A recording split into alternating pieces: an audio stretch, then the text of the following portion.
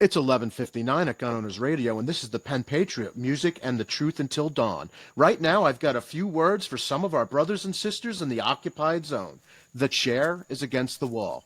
The chair is against the wall. John has a long mustache. John has a long mustache. It's 12 o'clock, Americans, and another day closer to victory. And for all of you out there on or behind American lines, this is your song. All right, everybody, Gun Owners Radio. We make activism easy. It is June the 8th, 2025. Welcome, everybody. Thank you so much for listening. Why do we do Gun Owners Radio? Well, that's a really, really good question. We want to make change happen. We want to restore and preserve the Second Amendment in our lifetime, but also for future generations. And that's what we're trying to do. We're trying to spread the word, get people involved, give them opportunities to be involved, not just be educated and be on the sidelines. But we activism is not a spectator sport. We want you in the fight. So if you haven't subscribed to Gun Owners Radio on YouTube yet, please subscribe. It's free. It's a free and easy, quick way to support us. Just subscribe to our channel, and that'll help us out a lot. So now let's get to the show. All right, I hope you're ready. We have a great show for you today. Dan Wos is on suppressors and the Supreme Court.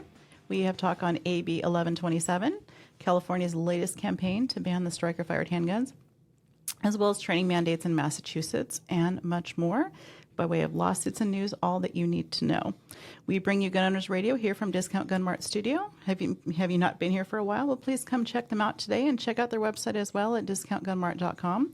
While you are there on the internet, go to our website at gunownersradio.com and sign up to get our emails so that you know what's happening in the Second Amendment community. Thank you, Alicia. You're welcome. Okay, so one organization we talked about a lot, in fact, we had their founder on a couple weeks ago, is CGF, California Gun Rights Foundation.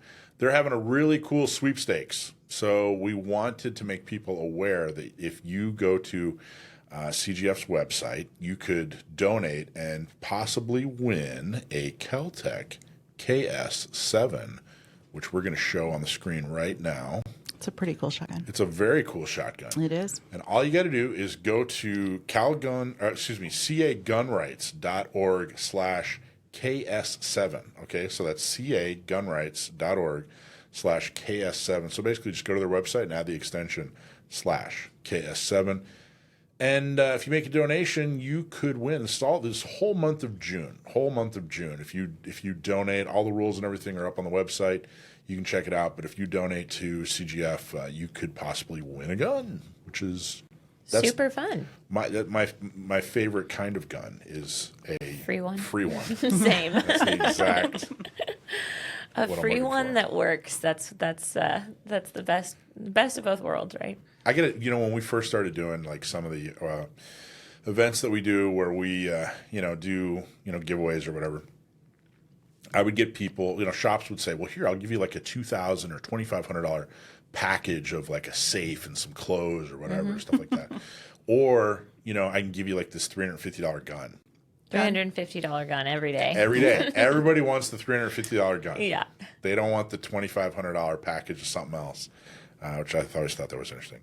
Dakota, how are you? Good. Fantastic. Now yeah. you have we talked about a competition last week. We did. Yeah, the IPSC World Championship for PCC and mini rifle was a couple weeks ago now in the Czech Republic, and we mentioned it, but we've got all the results out now for everything from that competition, and Team USA delivered an unforgettable performance. They did so well. They were competing against athletes from 30 different countries, and we brought home multiple gold, silver, and bronze medals, and a few top 10 finishes. So we definitely have a lot of depth and talent here in the United States practical shooting, community, and that showed up at IPSC this year. So for team golds, we got 4 team golds. So the PCC Optics overall, PCC Optics Lady, PCC Optics Super Senior Team, and the PCC Irons team were all gold teams from the U.S. And then we had, I believe, 6 different gold for individual podiums, so for individual athletes, including Jerry Michalek and Justine Williams. Brian Nelson, AJ Anthony, Sophia Byram, and Mix Valencia. So really outstanding performance. And then we got, for overall finishes, second place, fourth place, eighth place, ninth place, and 10th place. So 5 in the top 10 were U.S. shooters. So that's pretty cool. I think we did a great job there at the Worlds, and we are pretty good at Worlds and other sports too, but it'll be fun to see kind of where PCC and mini rifle go, because this is a pretty new competitive, world shoot platform. So super fun. That's awesome. We should win. I got to tell you, if there's a gun involved, America should win it all. America should win every single time without even, there should be no competition. We should take that every single time. Well, there is some good competition out there. So yeah, congratulations, shooters. That's very, very cool. Okay, let's talk about the Supreme Court. We have some, I hesitate to call this bad news, but it's not good news. Yeah. So and it's not good news yet. But what I wanted to talk about is, and this is the AP reporting. The Supreme Court rejects 2 gun rights cases, but assault weapons ban issue may be back soon. So unfortunately, we were watching, everybody was watching very closely a couple of different cases, Snope and Ocean Tactical. And basically, they were trying to get an assault weapons ban case into the Supreme Court so they could strike it down as unconstitutional. They were trying to get a normal capacity magazine case, a high capacity magazine case into the Supreme Court so they could strike that down as unconstitutional. And AP writes that a split Supreme Court on Monday rejected a pair of gun rights cases, though one conservative justice predicted the court would soon consider whether assault weapon bans are constitutional. The majority did not explain its reasoning in turning down the cases over high-capacity magazines and state bans on guns like the AR-15, popular weapons that have also been used in mass shootings. I thought that part was interesting, that they didn't really explain it. They just kind of said, nope, not right now. 3 conservative justices out of the 9 publicly noted their disagreement, and a 4th said he is skeptical that the assault weapons bans are constitutional. So basically what happened is Alito and Gorsuch wrote, and Clarence Thomas wrote and said, hey, of course we should take this. In fact, this is a great quote I think you guys will like. I would not wait to, this is a quote from Justice Clarence Thomas, who, of course, wrote the Bruin decision. He said, quote, I would not wait to decide whether the government can ban the most popular rifle in America. The question is of critical importance to tens of millions of law-abiding AR-15 owners throughout the country. And then, interestingly enough, Justice Kavanaugh wrote a separate opinion where he basically said, look, I think in the next year or two, this court should probably look at this thing. Because he said he was very skeptical, and he actually said in the next term or two, so that's within 2 years, that he was very skeptical that bans like this were constitutional. So that's unfortunate. It's interesting that he thought that, but he still agreed on the concept of passing over, not hearing this right now. I don't know. I thought that was an There's interesting. got to be some strategy to that, though. I think there is some depth that we just don't know. Yeah. There's some kind of little nuanced thing that's going on. There's something about the particulars of this case or this time, or the fact that there aren't other cases. There are still other cases that are kind of meandering their way through. I don't know. Yeah. But there has to be something. It has to be something more complex than just thumbs up versus thumbs down. Well, maybe they're waiting for a specific case. Like maybe they know of a case that's coming through that they feel has a better chance or something. I don't know. It's interesting. I thought it was interesting too. In this article, it says that several states have similar measures, and congressional Democrats have also supported the concept. Several states have similar. Why don't they put it the other way? It's really just a couple of states. It's like a few states. I think it's like 8 or 9 or something like that. I don't even think it's California. It's Hawaii. It's Illinois. It's Massachusetts. It's New York, and it's Maryland. But and DC has its own. Yeah. I think. I mean, but that's semantics. Yeah, But but they're not a state. True. There's some kind of weird They're a district. district. yeah. But the point is, the vast majority of the country isn't infringing, at least in this way. And they chose to say, hey, several states actually have, Yeah. giving it some credence there. And basically, the other side just argued that they just said, hey, this isn't safe. This isn't safe. They completely ignored the Heller decision, and test that came with Heller. They completely ignored the Bruin decision and the test that came with that. But there's one other thing. Last week we talked about begs the question. Yeah. Did you use begs the question this week at all? No, but I thought about it a lot more than I've ever thought about the phrase "begs the question" in my life. So a lot of people gave me feedback on that, which I thought was interesting. And this week, while I was looking up this, another little phrase came up that I thought I would tie in. A lot of articles, a lot of people that talked about this talked about the assault weapons. You got to do the quotes, otherwise people yell at you. The assault weapons ban. No such thing as an assault weapon. We all know that. A lot of people were saying that these assault weapon bans wreak havoc. Take us to school, Mike. Teach us. That they wreak havoc on the Second Amendment.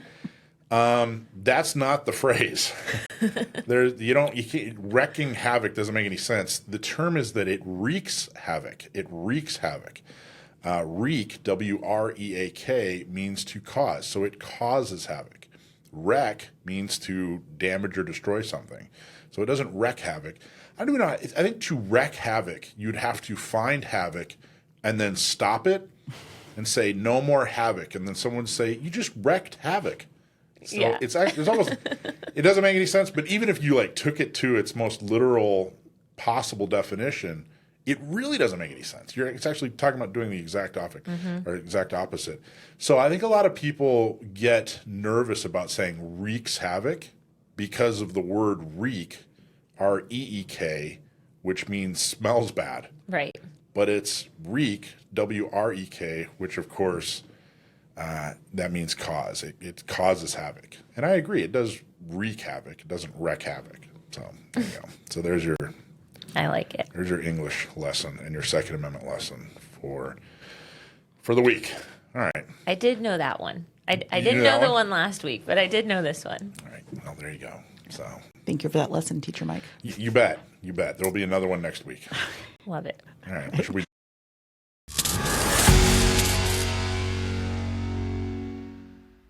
All right. Thanks to everyone who joined the Pew Pew crew and entered our prize drawing for a free CCW class with the gunsmith guy, Arthur Ryerson. We're excited to announce who the lucky winner is, and his name is... There you go. What's his name? Robert Harper. Robert Harper. Robert Harper. Congrats. Congratulations. That's right. You'll be getting trained by one of the best in the business, and your class is 100% on us. If you did not win this time, don't worry. We've got more exclusive giveaways, behind-the-scenes access, and member-only content coming your way. So stick around, stay sharp, and thanks for being part of the Pew Pew crew. Stay safe and stay tuned.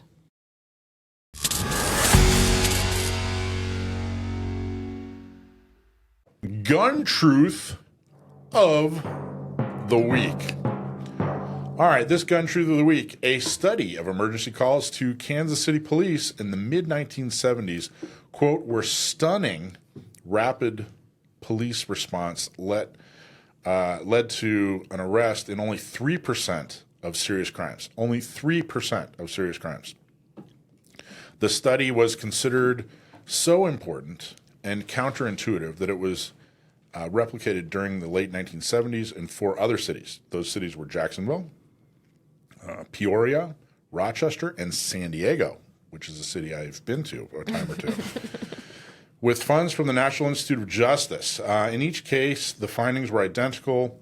Less than 3% of reports of serious crime led to arrests as a result of rapid response. Researchers concluded that, quote, on an aggregate level, cases in which 911 technology makes a substantial difference in the outcome of criminal events are extraordinarily rare. They are extraordinarily rare.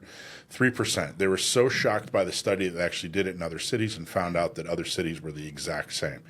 What does that mean? That means what we've been saying, what I say every single week: get a gun, get training, get your permit, and carry everywhere you possibly can. So that is your gun truth of the week. What do you think about that? 3%.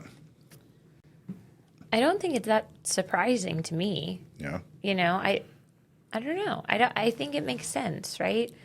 When does the 911 call happen? After something horrible. Right. You know, Yeah, after bad is already, you know, yeah. So, someone's already wreaked havoc on you. And it's already, bad, horrible things have already happened when you're calling 911. yeah, I think I've heard from law enforcement before, just, you know, in conversation, that one of the hardest parts for a lot of law enforcement officers is that part of the job, the fact that they show up at the end and they can't, you know, a lot of people get into that field wanting to help, you know, wanting to save the day, all of that. And then they start their career and they realize it's very, very rare for them to show up in time to actually save the day. So it can be definitely tough mentally for folks who are trying to, you know, who went into that field for a specific reason and then aren't able to kind of realize their dream of saving people, helping people, because so much of it is, you know, taking reports after the fact. Well, I think the three of us, you know, are probably more aware of the, you know, 3% isn't surprising to us. Do you think that the general public, if they heard that only 3% from a 911 call, only 3% led to some kind of arrest, do you think the general public would be shocked by that number? I think they would be. Yes, for sure. And I think in part too, because what did they hear in the news and articles and things? They hear about the big things that where the arrests happen. Yeah. They don't hear about all the others where it doesn't happen. You know, so there's the propaganda too that leads in part to that too. Well, in TV, like every show is a cop show. Yeah, where everything they get gets every bad solved. guy. Yeah, every Yep. single bad guy. 100%. Yeah, and I think people don't realize like how far away the bad guy can be by the time the cops are even showing up. Yeah. You know, like we had a situation in our neighborhood not that long ago where a bunch of cops showed up like right in front of our house. We live on a corner, so we're, you know, looking out the window like, what's going on out there? And we hear them talking on the radio and stuff, and they were saying, you know, we're gonna like make a perimeter around the neighborhood basically. So we knew something bad had happened in the neighborhood. We just didn't know what it was until a little while later. But turns out it was a guy trying to go into, or did go into, one of our neighbors' houses through an unlocked back door, screen door kind of thing, walked in with a gun, held the guy up at gunpoint, and then ran out. And by the time the cops got there, they were thinking maybe he's still in the neighborhood. But we got later on, you know, with neighbors pulling their ring footage and things like that and seeing like, did somebody run past my house kind of thing. Mm-hmm. They realized the dude was like long gone. Like neighbors blocks away had this guy running past their street like a minute after, you know. And so you think about how fast can people run? You know, you can make up some distance pretty quickly. If the cops aren't getting called until after the dude's already running out of the house, he could be, you know, a mile away in 8 minutes. A mile is a lot of, you know, distance when you're thinking about a neighborhood. And your average response time is more than 8 minutes. Oh, yeah. Your average response. Yeah. The cops weren't probably there for at least 20, right? And so, yeah, you think about how far away someone could go. And that's just on foot. How many people are leaving crime scenes in a vehicle, or, you know, have a friend that's picking them up, or a bicycle or whatever? It's just like, yeah, it makes sense to me why it's so hard to nail these bad guys down. Yeah, it's not the cops' fault, you know. It's just so much going on and there's so few of them, and I'm not sure how many more cops we want, you know? Like, number one, a cop is expensive, you know, and number two, I mean, we don't want to turn this country into a police state. No, I mean, it's like, I think it's a priorities thing, right? Like for me, you know, if this was my world and I got to do whatever I wanted, what would you do? I think I would prioritize heinous crimes, you know, like murder or rape, things like that. I would prioritize trying to solve those, and I would do much less moving violations, speeding ticket. You know, I would focus most of the energy on protecting the people from really bad people. and then hopefully the justice system would back law enforcement up and actually put people away for those crimes. I think that's a big part of the problem. A lot of our crime is the same people over and over and over because they're not in prison. So when we're thinking about, solving this problem, I think a lot of cops feel so disenfranchised by the justice system that they're like, well, what's even the point of solving this crime when the guy's not even going to go away anyhow? So I think it's kind of like this twofold problem on the law enforcement side with staffing, and maybe they need more education on solving crimes. I don't know, the whole story there.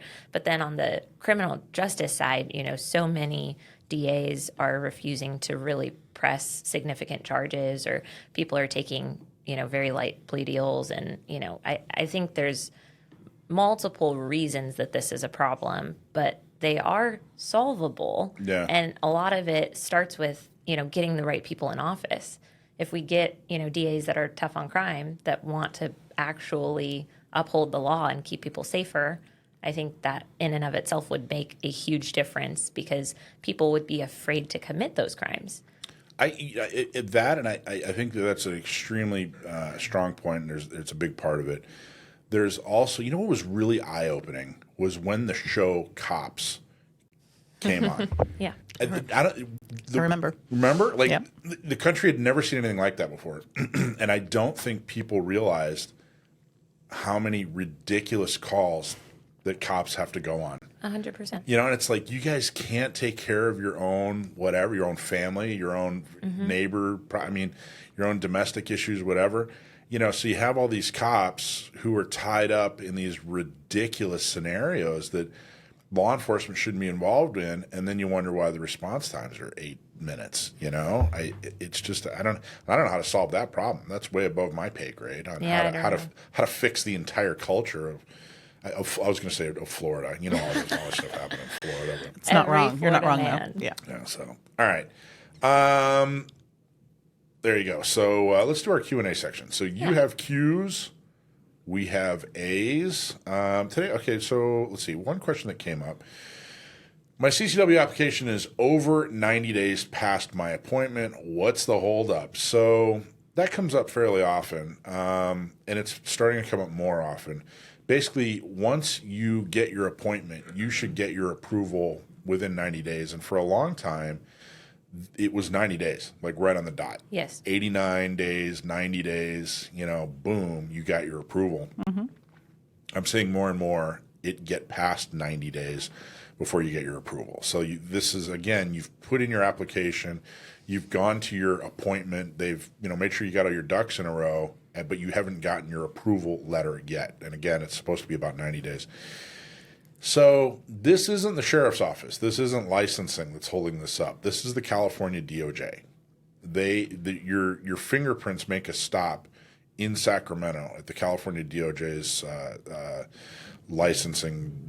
I'm not even sure what their little division's called, but their department that actually checks fingerprints. And they're not just checking fingerprints for CCW folks. They're checking fingerprints for, newly hired cops and stuff like that. Well, they're way understaffed. And guess how motivated Sacramento is to staff up that section. CCW people are having to wait. Guess how motivated Sacramento is to help out gun owners? They're not motivated at all.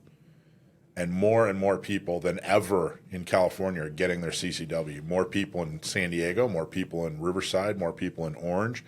And now even cities and counties like LA, more people in California are getting their CCWs than ever before. Meanwhile, they haven't staffed to keep up with the demand. So what can you do? Well, I'm bringing this to the attention of some state elected folks, but right now, unfortunately, there's just not a lot you can do. You can email them and just kind of say, hey, just checking on a status. Again, I wouldn't call them. I would email them. They're much better suited to handle email than they are phone calls. But unfortunately, I don't have that's the best I can offer you right now. We're going to continue to work on it. The other thing is the Trump administration is actually working on it as well. They've actually talked about it. Harmeet Dillon, who's in the Civil Rights Division, who's talked about the Second Amendment. She's from California. She's talked about how, hey, this holdup is not okay. So And just to mention, like other states, their state agencies take like 1 to 5 days to return these, or like 2 to 7 days. So like this is bad. It's doable. Well, it's doable too. It's The California Department of Justice could get it together and could return these faster. I thought there was actually something where it was required by law to be within the 90 days. Is that not the case? Was that just kind of the rule of thumb? I don't know. I'm not familiar with that. I haven't heard that that's actually like in the penal code or anything like that. An agreement between.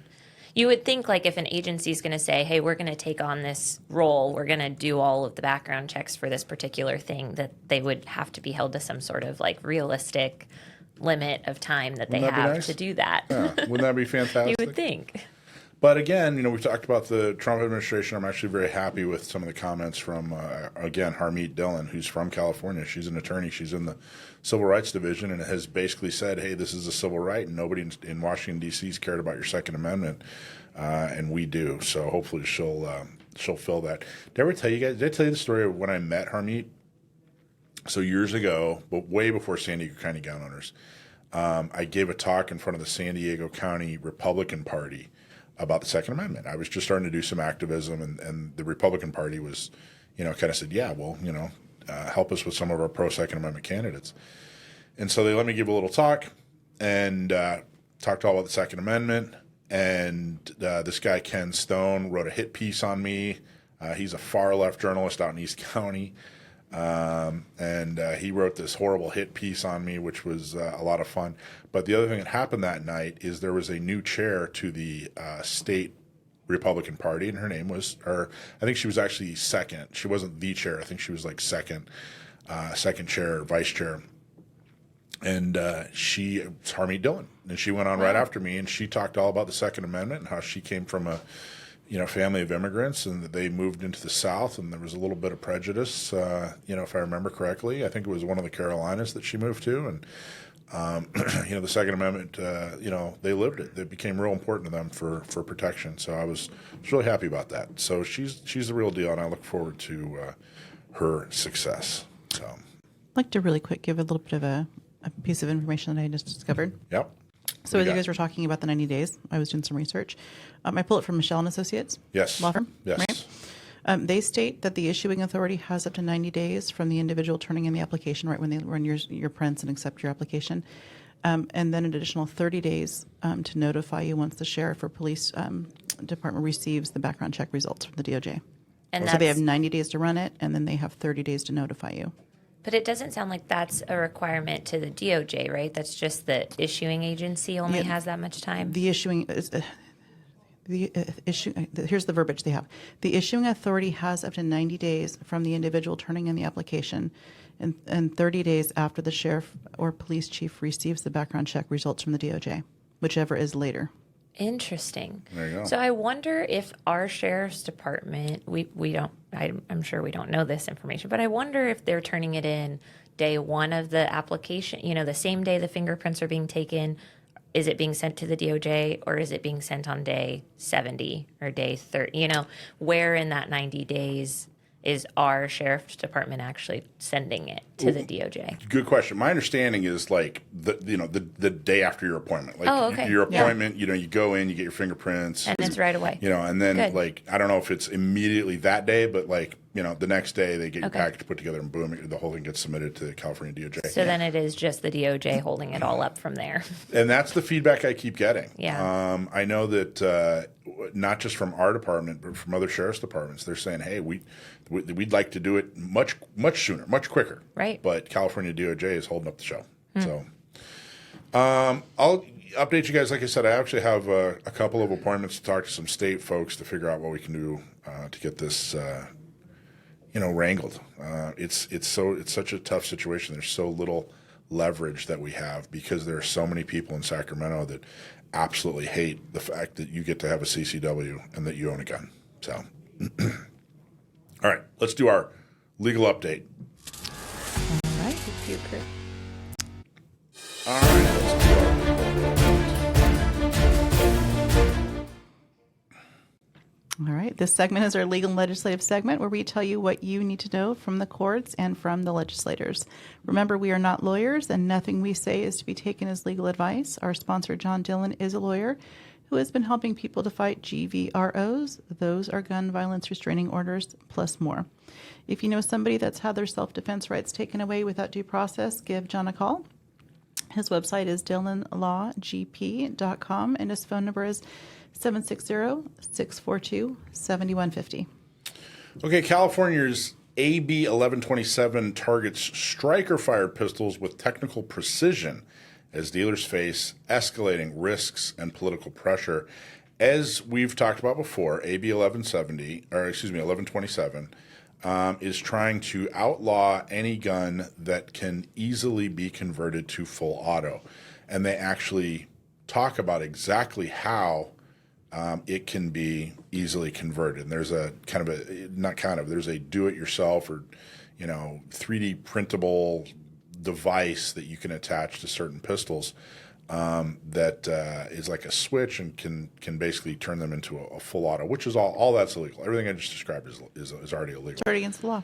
It's already against the law. And what they're describing is really, they're talking about Glocks. It can, most striker fire, but they're really talking about Glocks. That's the most popular thing. And they're clones, right? Like Shadow System. There's other, Glock-like pistols that fit in the same category too. Yes. And I found this in MSN. This guy named Charles Mitchell did a very interesting write-up, and I just wanted to talk about it. He did a very thorough explanation of exactly what we're talking about because it's so specific. It is. And so, what are we talking about when we talk about, this conversion for strike fire? Starts, quote, no novice should be able to convert their pistol into a DIY machine gun with just a 3D printer and screwdriver within minutes, said Everytown for Gun Safety senior firearms analyst Greg Lickenbrock in a recent statement. The rhetoric can come across as a call to arms, but it distills the technical essence of California Bill 1127, a bill whose convoluted definitions and swift political rise have had gun owners and sellers poring over every phrase for its actual effect. AB 1127's engineering-minded approach. This is where I thought it got really interesting because it's exactly what's going on. AB 1127's engineering-minded approach is subtle yet far-reaching. The bill adds a new category, the, quote, machine gun convertible pistol. We were talking earlier today about propaganda and how they use terms to scare people, and that's exactly what they're doing here. That's the new term, machine gun convertible pistol, as if that's what the pistol was designed to do, as if you're not doing something completely illegal and totally altering the function of the gun. This makes it sound like, hey, manufacturer, we're going to make a pistol that is machine convertible pistol. That's simply not true. It's any semi-automatic pistol with a cruciform trigger bar. Now, nobody knows what that is, but it's basically how a Glock works. It has this particular part. And if you replace it with this DIY piece, it can be converted to a full auto by the addition of a device familiarly referred to as a backplate. So the backplate on the slide that can actually turn your Glock into a full auto. It's called a Glock switch. And, it doesn't take a whole lot. It's not a big technological feat to switch out your backplate. I'm as incompetent as it gets when it comes to do-it-yourself gunsmithing. I can even do that. But what I can't do is print out a Glock switch, and nor would I because it's illegal, and I am a law-abiding, sane-trained gun owner. So this technical specificity is no coincidence. The cruciform trigger bar is the defining feature of striker-fired pistols, most predominantly Glock models and their numerous clones.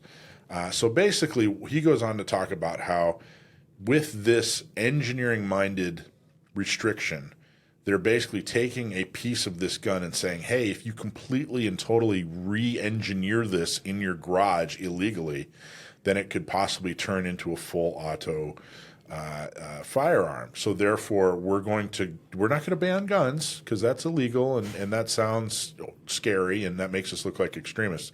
Instead, what we're going to do is we're just going to ban this evil piece that makes it into a scary, scary, evil, gun that only criminals use.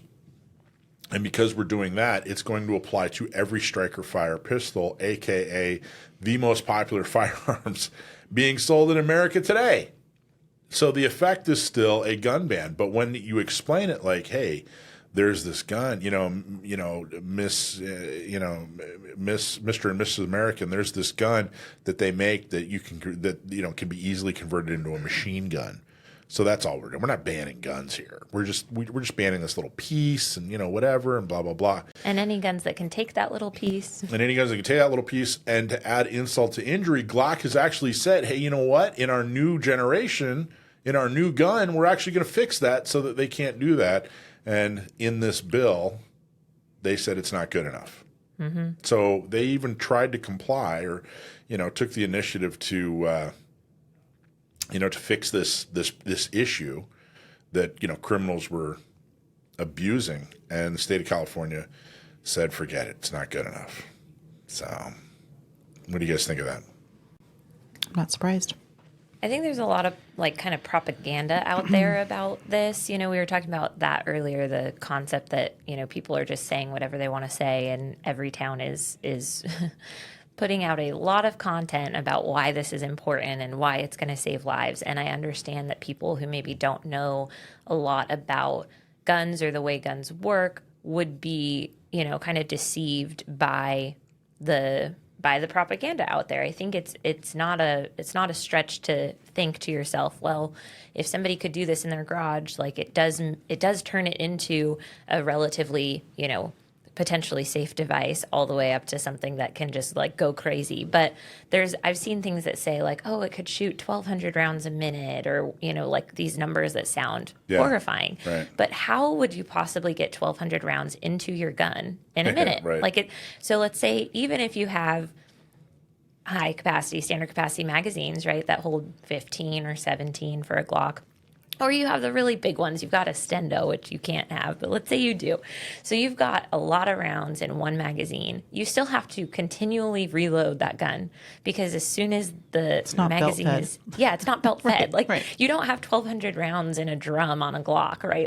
You have to put in magazines. So the 1,200 rounds per minute is the technical engineering.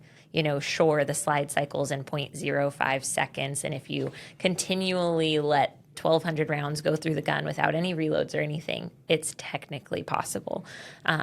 Not even sure if a Glock would hold up for 1,200 rounds in 1 minute without malfunctions or anything, but it's just funny. All of the language around it is so specific, 1,200 rounds a minute. And this is, I've seen, I think it was on Twitter, every town had something that was talking about how often they're used in mass shootings. Yeah. And it's not often at all. I think there's been 2 or something, you actually look into it and you're okay, the 1,200 rounds per minute is technically true, but very deceiving. The mass shootings or notorious shootings that have occurred are actually very minimal. And then there was a stat that was saying between certain years, that police have uncovered or have recovered a lot of these, converted pistols at crime scenes and things like that. But they are leaving out the parts that are important here, which is that these are not being converted by regular law-abiding non-felons. These are being converted by people who already aren't allowed to own a gun. I think from everything that I've seen as far as the numbers and stuff, most of the conversions have been happening in gang-related shootings. So if we're thinking about, okay, let's look at the people who are doing those shootings, they already can't even own a gun. Right. So it's the list of crimes that they're committing to even do this is so long. And for Sacramento to think oh, this is going to impact that, it's going to have a positive, side effect of less of these out there. Well, the people who are doing this are already felons. And unless you're going to put the felons in prison, they're going to continue to do these types of things. And I think that we we're very aware of how wrong some of this is if you know a lot about guns, if you're familiar with it. But to the layperson, I totally understand how this sounds like a life-saving measure.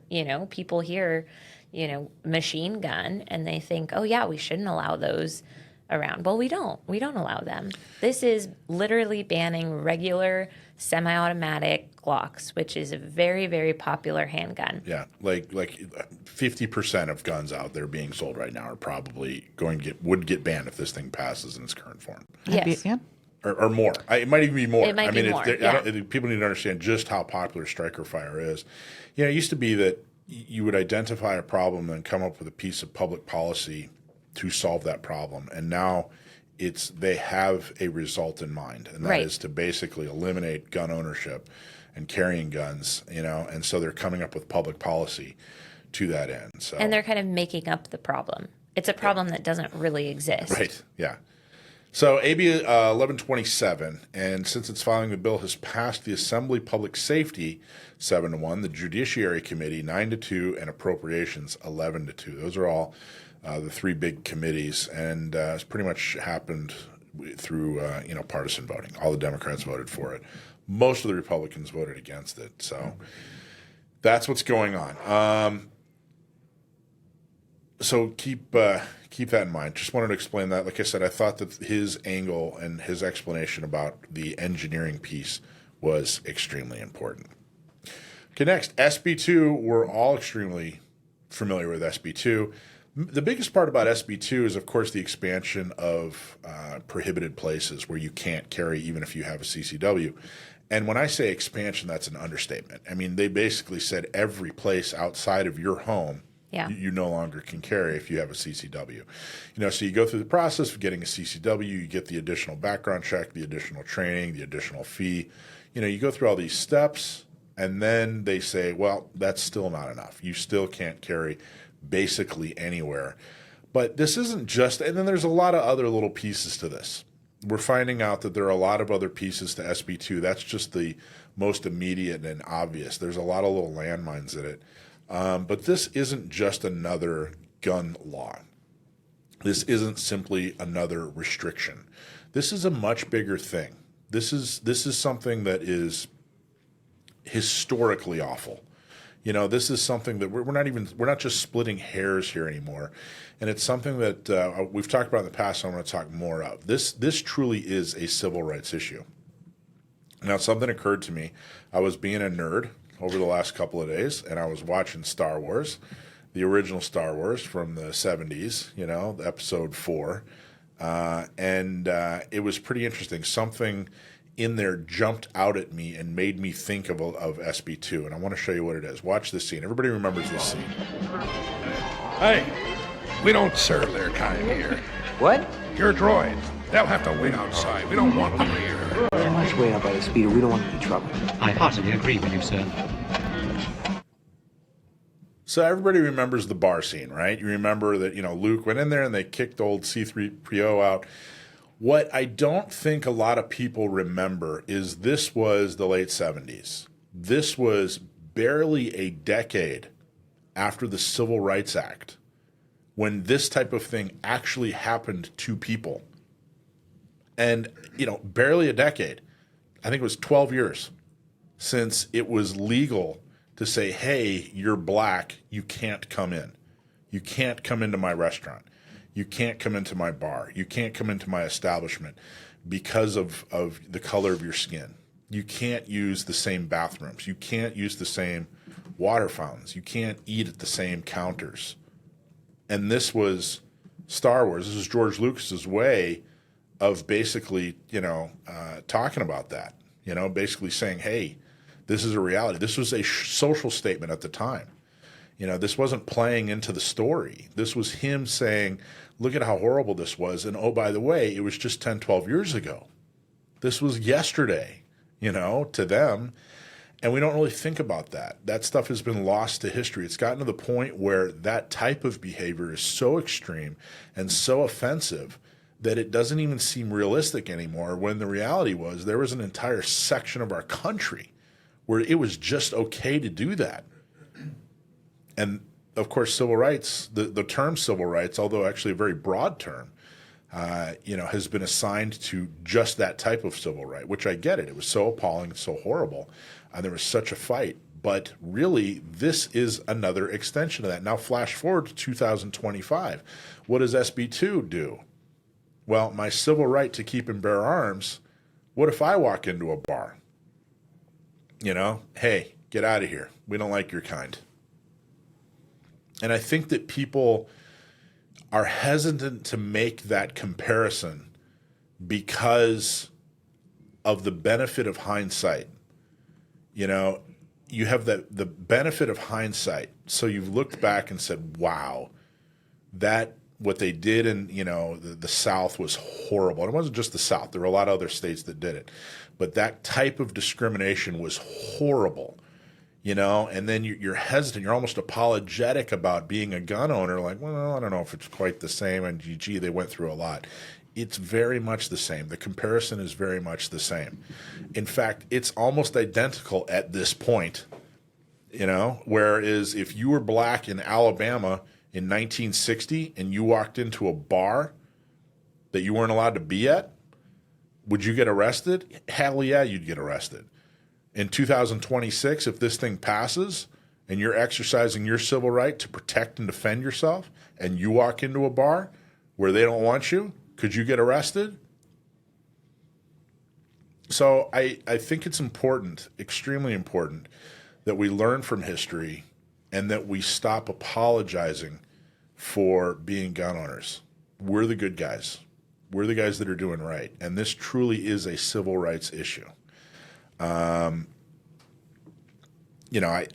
sensitive areas, expanding those and saying, hey, you're unwanted, your kind is unwanted here. They're now codifying that, putting that into California law, so many years later. But it's the same exact thing. So although it's kind of funny that it's Star Wars and I'm watching a nerdy sci-fi movie, but that was a very real social commentary in that movie from an incident, not just an incident, but an entire way of life for decades that had just recently ended. I remember in 1981, I was 5 years old and I moved to Panama City Beach, Florida, which is basically lower Alabama, they used to call it. They called it the Redneck Riviera. Flabama? Yeah. And I remember there were restaurants and bars. I remember seeing black and white pictures up on the wall of one of the main streets in Panama City, Harrison Avenue. That was like one of their main streets in downtown Panama City where they had KKK parades. In 1981, that stuff had just happened. It had just happened. So anyway, I wanted to show that to you. I wanted to talk a little bit about it, see what you guys thought. But the important piece I want you to walk away with is this is a civil rights battle. And they are doing the exact same thing to you as a gun owner as they've done in so many other civil rights issues, not just the most well-known, which, of course, was the civil rights battle for African Americans in the South and other parts of the country. But in every civil rights issue, it's the same thing. We have to fight it the exact same way, unapologetically, and as if it is what it is, which is a civil rights issue. So what are your thoughts? Is it uncomfortable for you to equate what we're fighting for, the Second Amendment, with the civil rights issue in the 60s with blacks in the South? Is that an uncomfortable comparison? I don't know if it's uncomfortable. I think I just one immediate difference, and I don't know if this is, I don't know how this would play a role, is the color of skin is not a choice. It's something you're born with. Carrying of a firearm is a choice. It's also a right, but it's a right. We have so there's a little bit of a difference there. But as far as it being a right for them to be there and a right for us to be there, absolutely a parallel, right? Carrying guns is absolutely a choice, but self-defense, right? Not really a choice, Right. Preserving your own life. And Right. I think the parallel is there too, because we know so much of gun control and anti-gun legislation came from an intention to basically commit civil rights violations against African American population. So, yeah, I mean, I think it's a good parallel. I think I think we as a community of people who love guns and want self-defense just need to do a better job of talking about self-defense and what it actually is. I think it's easy for us to get into like, oh, we love guns and guns are fun to shoot and all of that. But like at the end of the day, what it really comes down to is self-defense and the right to defend our life against somebody else making the choice for us. Yep. Amen. And I think far too many of our youth, especially in California, are being taught the propaganda. They're seeing it. Their parents were likely exposed to it at some point. I think it's a generational thing too, quite a bit.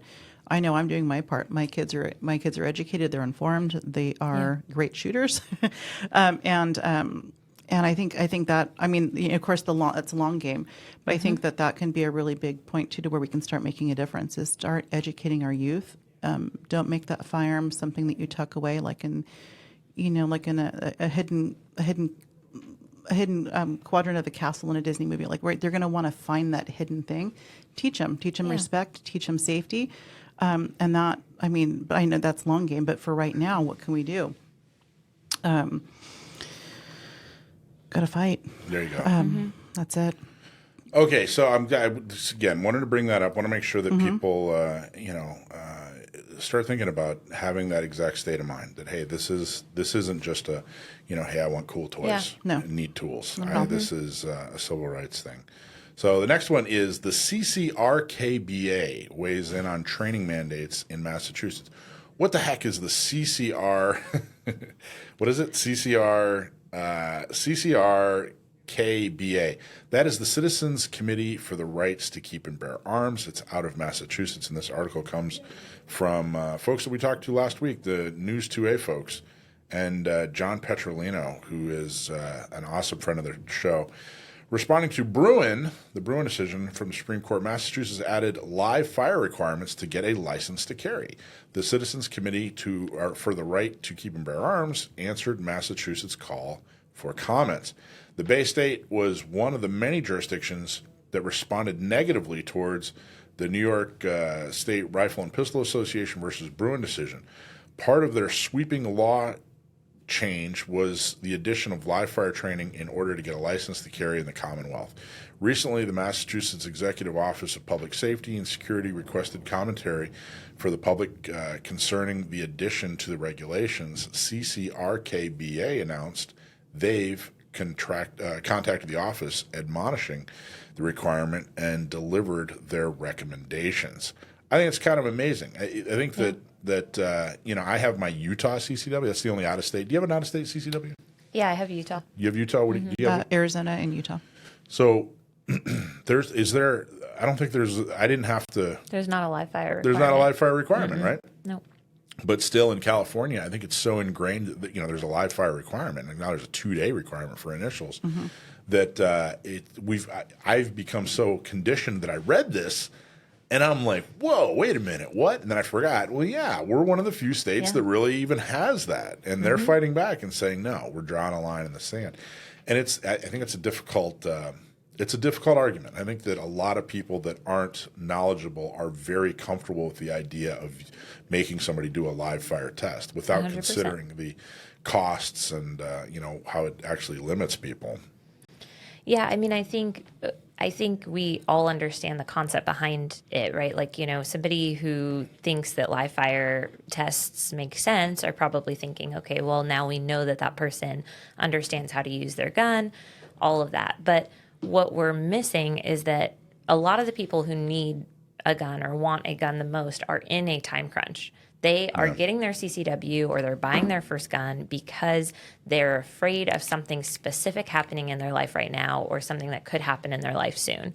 And so to require them to wait a month, 2 months, 3 months, 6 months, a year to get that right is the part that is so unconstitutional. I'm completely against any, mandated training requirements. I don't think there should be any live fire. I don't think there should even be a class requirement or a test requirement. I think if you want to carry a gun to defend yourself, you should have the right to do that. But I will say if we are going to live in a state that requires some sort of a standard, then that standard should make some sense.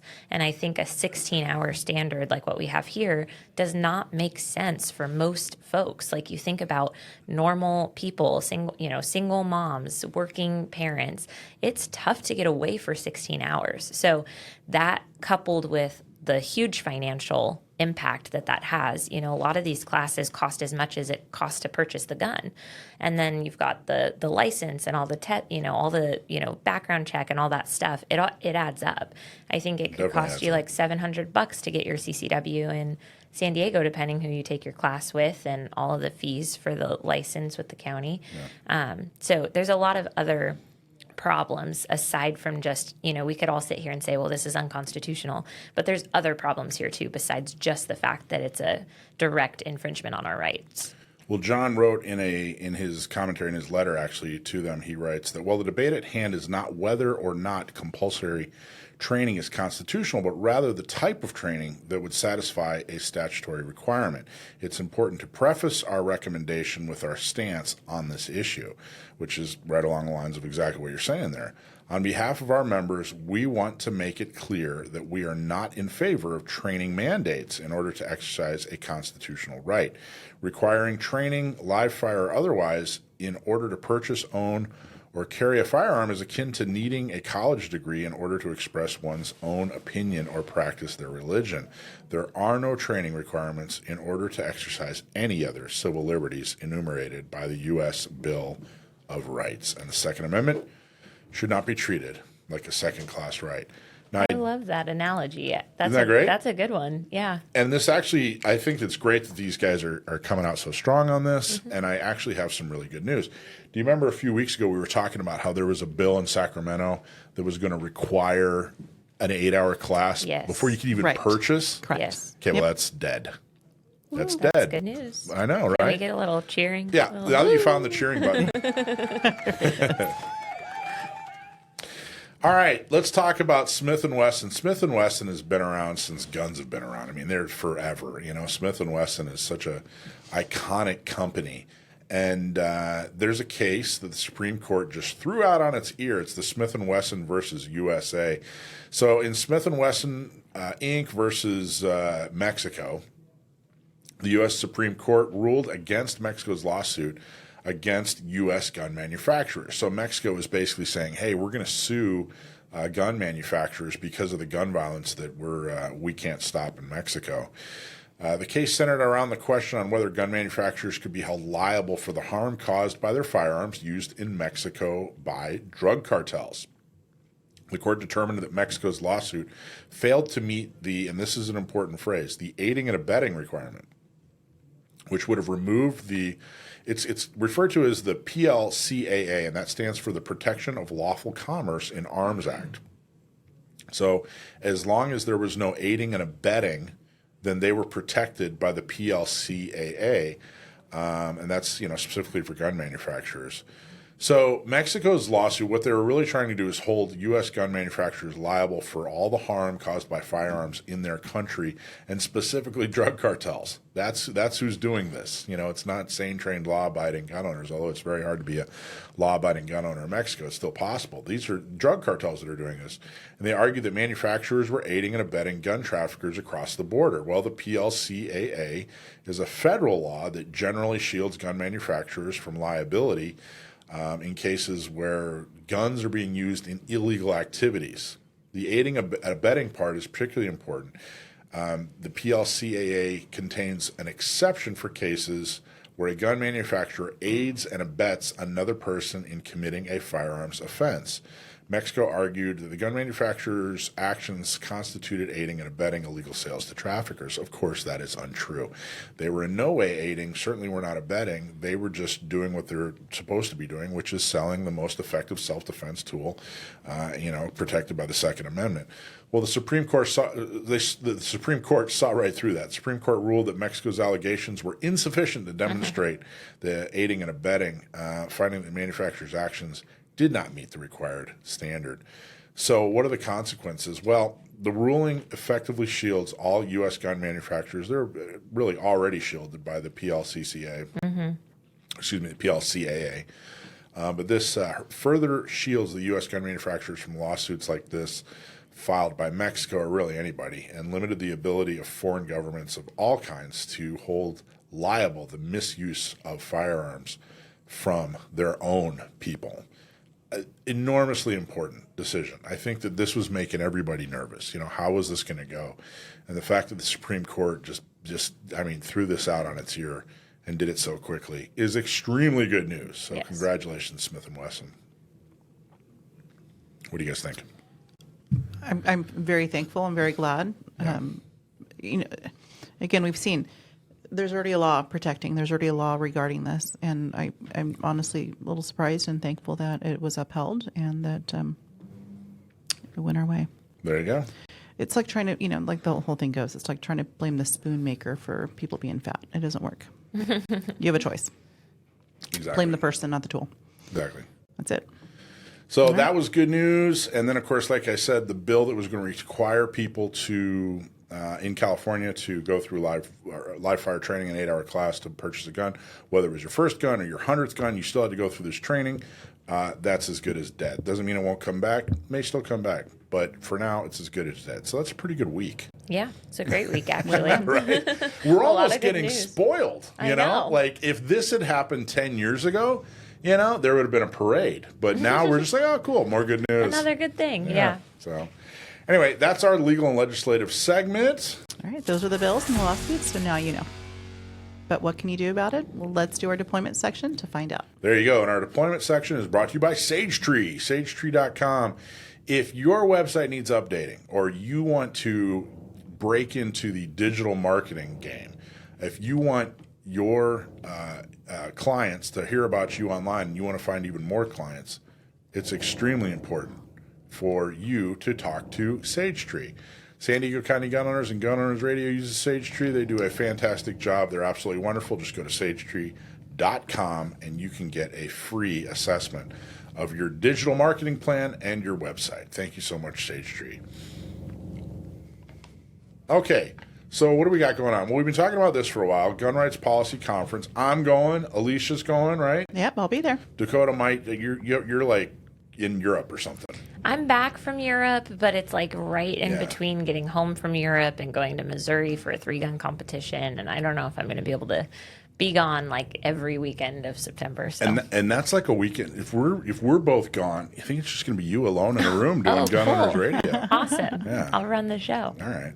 Anyway, it's September 26th through September 28th. It's coming up, so mark your calendar and start making plans now. It is in, of course, Salt Lake City. You want to go to saf.org/GRPC. It's free. You just got to make your way there. Who's going to be there? Well, we got Alan Gottlieb from Second Amendment Foundation, Adam Kraut from Second Amendment Foundation, Charlie Cook from Riding Shotgun with Charlie, and then, of course, Guns and Gadgets is going to be there, and then yours truly and Alicia. It should be a very good time. That's it. Okay, tabletops. Can we pull up the website for the tabletops, see what's coming up? So the tabletops, there's two things that we need a lot of help with. And I think that we talk about it so much that it might even be turning into kind of white noise and people are phasing it out. But we really need help here. We're seeing a lot of the same faces at our tabletops and at our shooting socials. We get a lot of interest from people at our shooting socials and our tabletops, but we need you to help facilitate. So if you haven't volunteered in a while or you've never volunteered before, please take a minute, check it out, sign up. We'll help you out. It's not hard. In fact, it's a lot of fun. But there's a couple of things coming up. Let's see. June 14th, Not Me Shooting Social. So that, of course, Not Me SD is our women's group, that our women's program where we help women prevent sexual assault and domestic violence by making sure they get a gun, they get training, and they get a carry permit. So we're having a shooting social on June 14th from 8 to 10. If you've ever showed somebody how to shoot your gun before, that's all we need you to do. If you've never been to a shooting social as a mentor before, then come on down and we'll help you. We'll walk you through it. But we definitely need folks. June 21st, of course, is the gun show. Gun show is happening in Escondido, and we need people to man our booth at the gun show. So you'll be able to get into the gun show for free. You'll be able to check out the gun show, and you'll be able to pass out some cool information on San Diego County Gun Owners and get other people involved. So there's a lot of cool ways to volunteer. We just need you to go to the page, pick a time and date that works for you, and please, please, please help us out. Activism is not a spectator sport, Dakota. No, it is not. It requires volunteers. It requires time. It requires donation. There you go. Your dime or your time, or both. Intro to Off-Grid Comms. That's July 26th in El Cajon. It's actually at Cargo in El Cajon, which is very, very cool. It's only $250. We've had a lot of good response to this Off-Grid Comms. A lot of people ask if is it just a ham class? And it's not a ham radio class. It's not exactly what it is, although we talk a lot about ham radio. It's a class that teaches how to communicate without cell service, without internet, and without satellite service using off-the-shelf tools that are affordable and are commercially available. Ham radio is just one of the tools that's covered. There's no need to get your ham radio certification, and that's not what this class is. The class won't help you get your ham radio certification, though it's encouraged, but you will leave knowing how you can use radios as part of your communication tool belt. So sign up today. All you do is go to gunownersradio.com, intro to Off-Grid Comms on July 26th. Back by popular demand, the man, Masad Ayub, is returning in September. We hosted him, just last year. I guess it was March, huh? Yeah. Just a couple months ago. Time's flying, isn't it? I know. It's going quick. And people loved the classroom, but the live fire portion was so limited that so many people said, hey, I want to train with Masad Ayub. I've never done live fire training with Masad Ayub. September 4th and 5th, live fire class at Lemon Grove Ride and Gun. September 6th and 7th is the classroom class here in San Diego, and the locations will be finalized. The live fire class is $620, and the classroom is $500. We'll also have a dinner on September 3rd, and we'll finalize all those details, but we want you to mark your calendar and go to gunownersradio.com and sign up for whatever class you can take. Hopefully you can do both, the live fire and the classroom. Everybody that went through, I didn't hear a single, even constructive criticism. Everybody loved it. Yeah, no, Masad is a fantastic instructor. If you have the opportunity to train with him, I definitely recommend it. I went out, a lot of you maybe know the name Dave Reed. Dave Reed used to be active here in San Diego, but Dave and I traveled to Detroit to take a class from Masad a couple of years ago because it was just the one that our schedules were free, but it was even worth that, worth the travel and the hotels and all the expenses that came in. It was a fantastic class. So it's super fun and lucky that he's come into our backyard. Yeah, there you go. Tickets are going to be released to the general public on June 13th. That's coming up. That's less than a week away. And the Pew Pew crew members will get early bird registration. So that's yet another reason to become a part of the Pew Pew crew. So there you go. Save the date.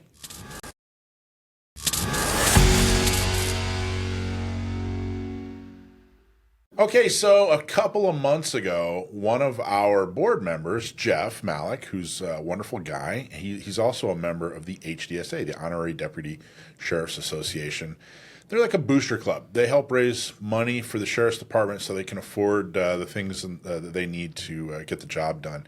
And he said, hey, we're going to do this fun shoot. Every year they do the HDSA fun shoot. He said, but this year, Lemon Grove Rod and Gun Club is challenging San Diego County gun owners. So they said, you guys put together a team. We're going to put together a team. We're going to have some fun. Well, we did exactly that, and we did have some fun. And Bill Deasy from CCW USA, who is a longtime friend, been on the show many times and is an awesome instructor and an extremely good competitive shooter. What's your position with the HDSA, Bill? Well, I was on the board of directors for 3 years, and I am currently the Fun Shoot, I guess what it's called, director or chairman of the Fun Shoot. Nice. Awesome. So you helped put that together. Now, were you on a team? So I wasn't planning to be because I like both Lemon Grove Rod and Gun and San Diego County Gun Owners. I was going to say, you got a foot in both camps there. Mm-hmm.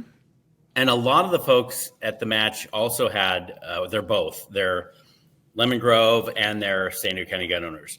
So I wasn't planning on doing it, but I told Paul Lichtenstein, hey, I'm going to bring my gear. If you need me to fill in on a squad to make them even, I'll jump in. So when I got there, he goes, "No, you have to shoot." So he put me on Lemon Grove rod gun. I'll bet he probably really had to twist your arm too, huh?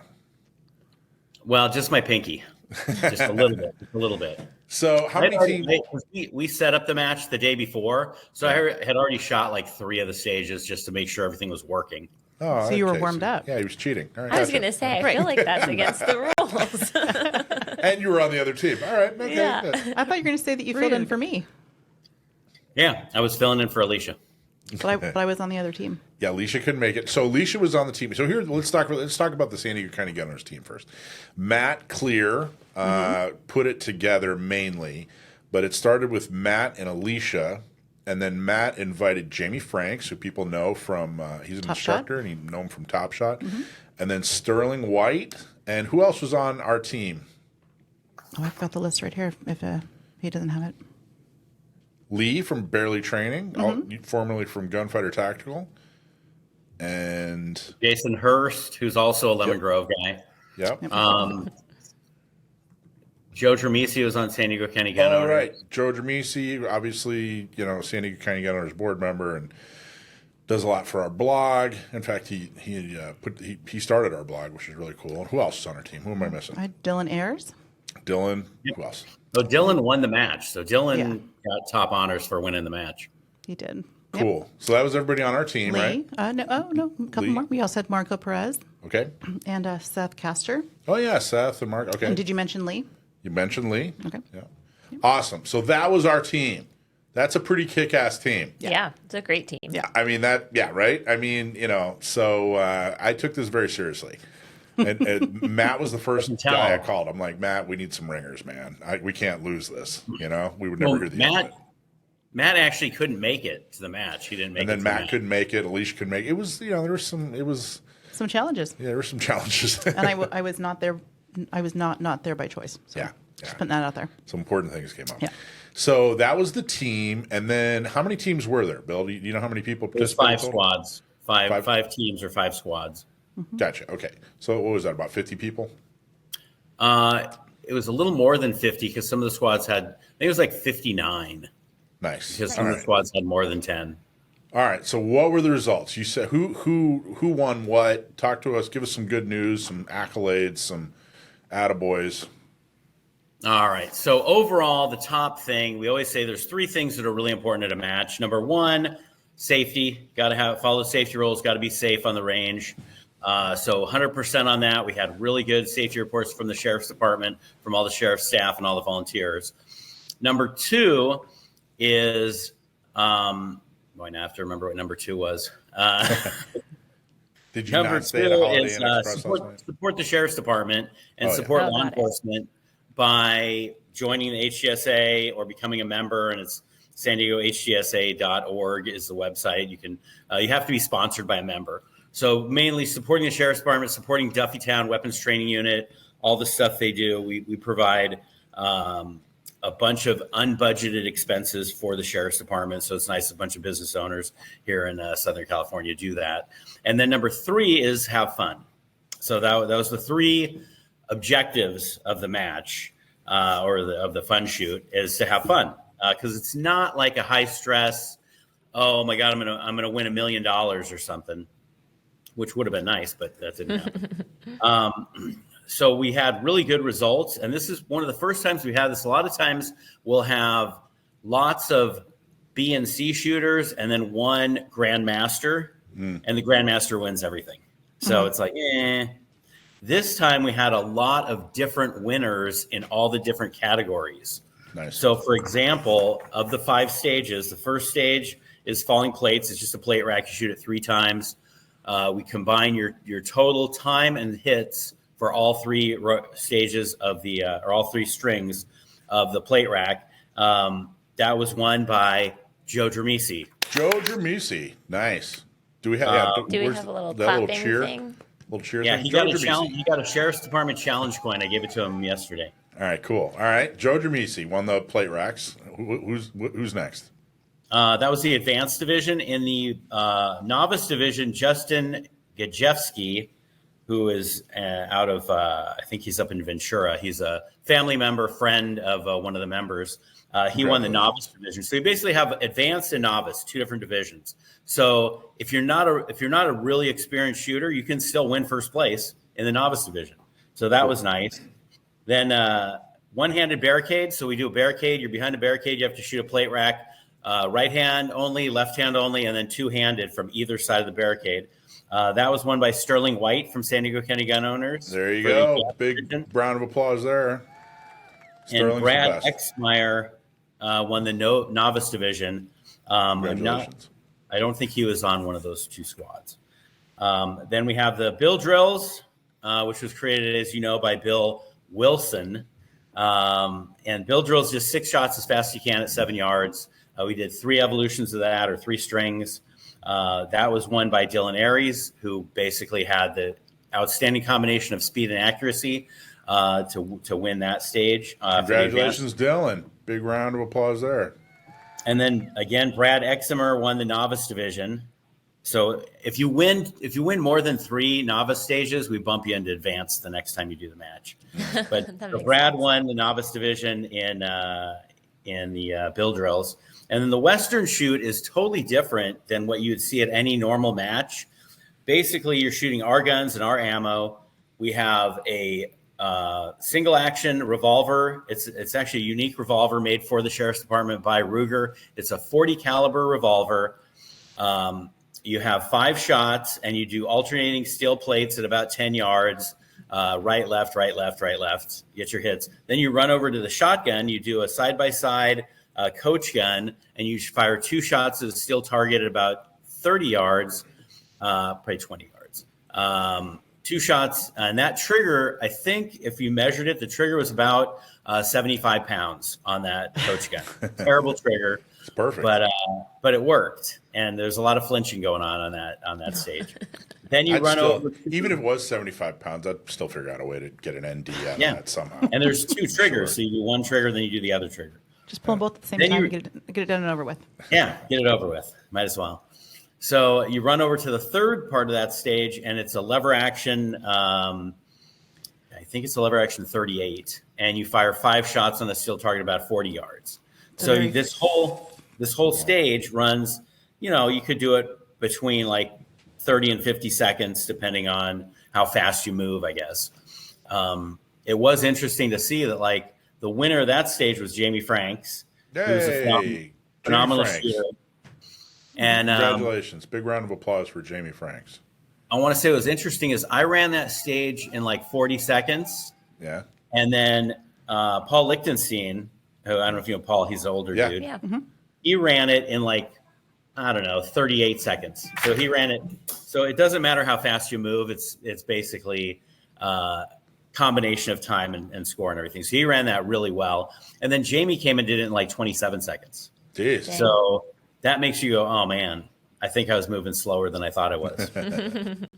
So that's really good to see that. So you see where you're at and you go like, hey, maybe I need to make some adjustments on what I'm doing.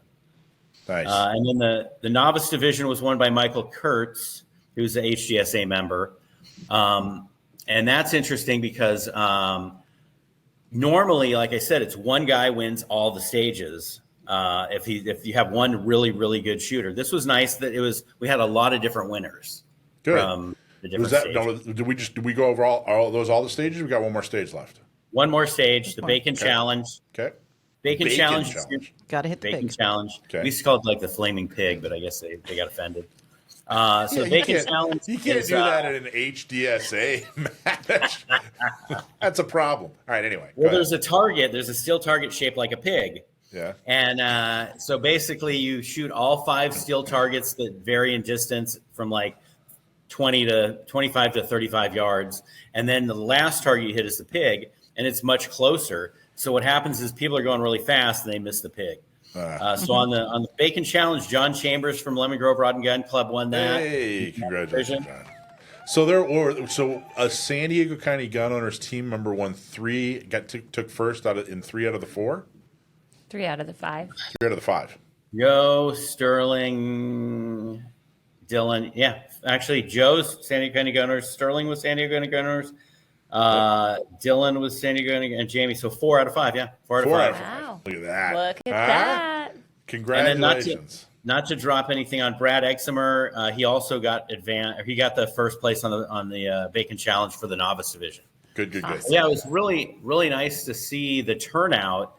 I think our last couple of fun shoots, we've had between 30 and 40 people. Yeah. And I think 35 is kind of normal. So to have 59 people there, it was really, really nice. Well, there you go. That was mostly Jeff Malik making people go. Well, thank you, Jeff. That was awesome. So there you go. That's San Diego County Gun Owners in our 9th year. That's our first team that we've ever put on a field to play ball, and we dominated. So anybody else out there who wants to challenge us, come at us, man. We're ready for you. Clearly. And I think we should do a match at Lemon Grove, do a USPSA match, or they call it the Action Handgun match. And have San Diego County Gun Owners come out and do a squad against Lemon Grove Rod and Gun. That would be awesome. super fun. All right, let's see what we can do. I there. love that match. Yeah. So, awesome. Bill Deasy from CCW USA. How do people find you? CCWUSA.com. And if people want to contribute and help the Honorary Deputy Sheriff's Association, make sure that the San Diego County Deputy Sheriffs have all the equipment they need to be effective and safe, where would they go to make a donation?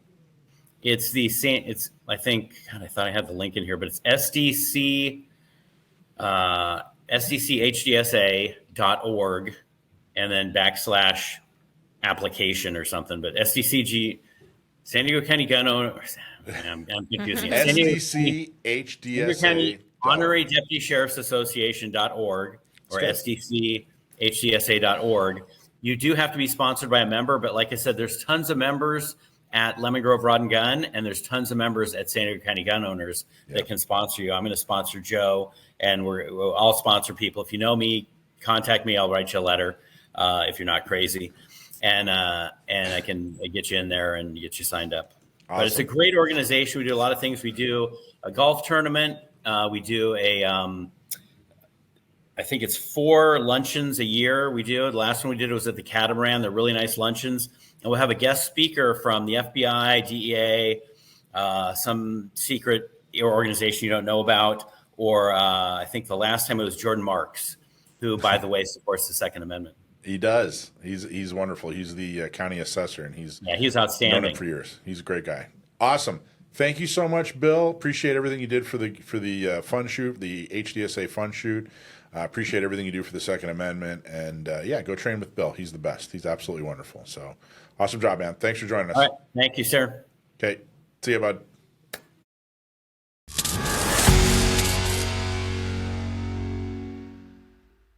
Okay, our guest is Dan Waz. He is the author of Good Gun, Bad Guy series of books. He's a Second Amendment advocate. He's a public speaker, and he is the host of the podcast, The Loaded Mic.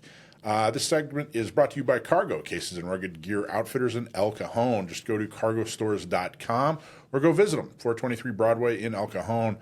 There are 2 enemies of your firearms, and that is rust and the government. The good news is Cargo has your back on both fronts. As a proud sponsor, they're helping us fight to get more Pro 2A officials in office, and their rugged cases help you keep your firearms secured and protected. Built like a tank, Cargo cases are stackable, weatherproof, and ready for anything. Whether you're hitting the range or going off the grid, you can trust Cargo. And here's something just for the listeners. When you buy a Cargo case in store at Rugged Gear Outfitters, just mention Gun Owners Radio, and you'll get a free desiccant pack to fight back against rust. So you can keep your gear bone dry and battle ready. Visit them at 423 Broadway in El Cajon. Great products, great prices, and uncommonly good service. Cases and Rugged Gear Outfitters. Dan, how you doing, man? Hey, I'm good. Thanks for having me on the show, everyone. Appreciate it. You bet. The Loaded Mic. I love it. I was thinking I can't remember if I've made this joke before, but I'm making it again because we have new listeners. So they haven't heard all my jokes. Recycle them. But the Loaded Mic, I seriously think you and I should do a podcast where you just give me different whiskeys to try, and we'll also call it the Loaded Mic, but it'll be MIKE. Well, right? I think you were on the show once before, yeah. And I think maybe you don't remember because maybe you were intoxicated when you were on, but we literally called it the loaded mic because of you. No, I'm just kidding.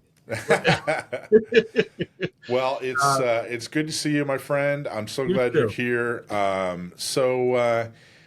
kinds of stuff has been happening. The Second Amendment world, I got to tell you, every year or every week when we put together the agenda, like more and more, it's like it used to be that we'd have to, a couple of years ago, you'd kind of have to search for things to talk about. And now you have to pare it down. There are so many good things happening. I mean, what's your take on the look of the battlefield?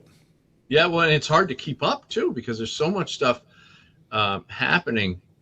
Well, a couple things.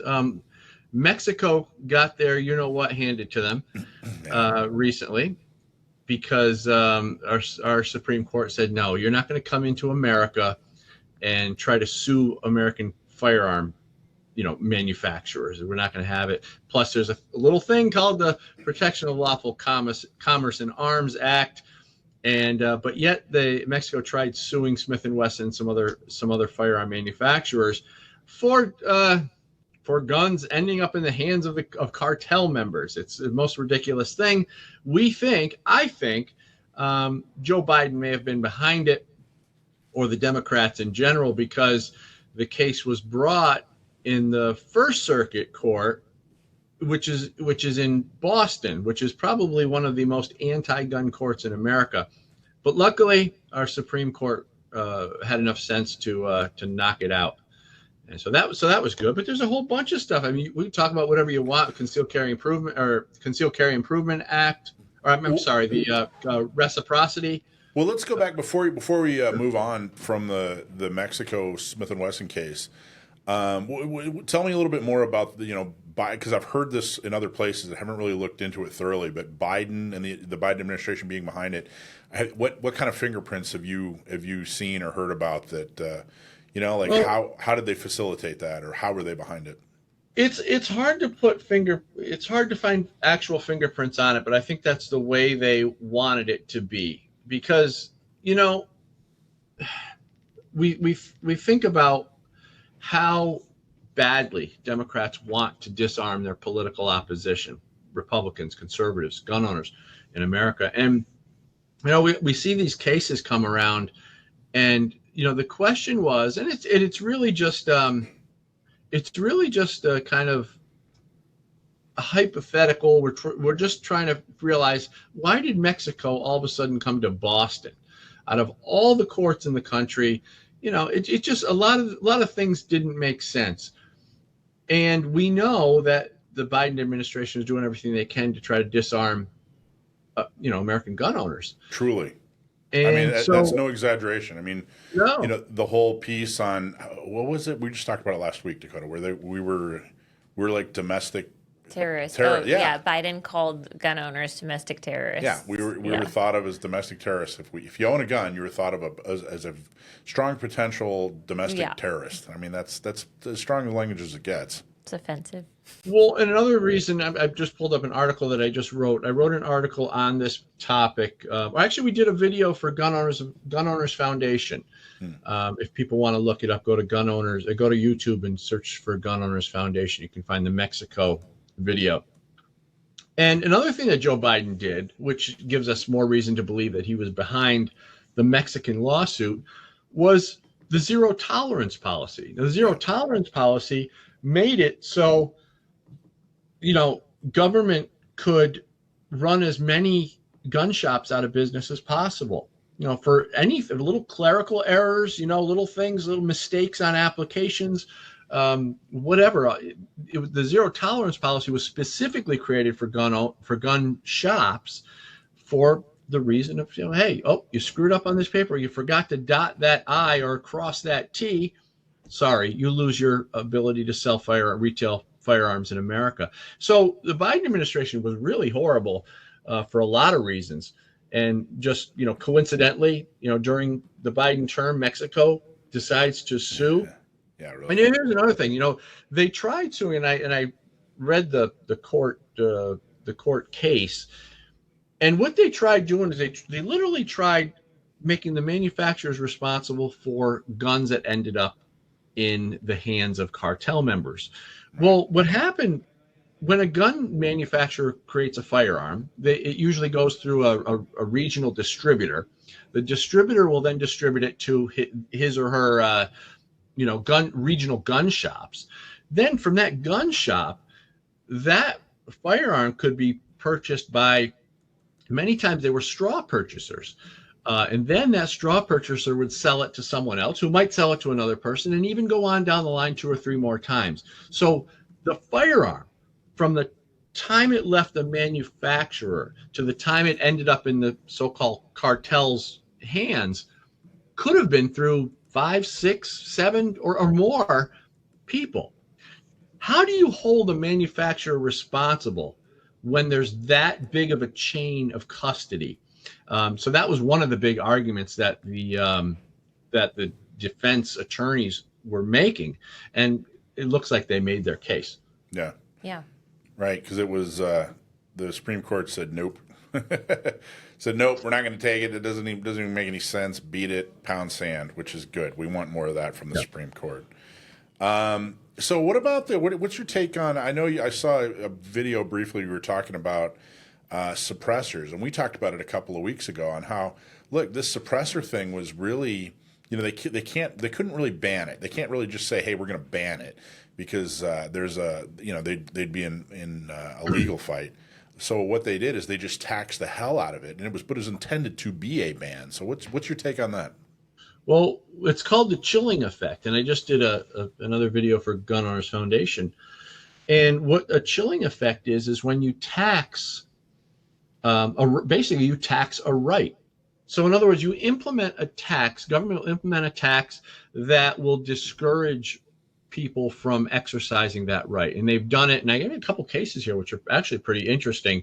I could show there was a case in Louisiana where there was a tax imposed on large newspapers. So the Supreme Court struck down the tax, saying it was unconstitutional burden on the press.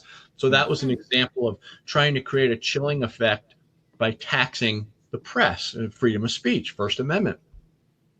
There was one in Pennsylvania where a city required a license fee for religious solicitation.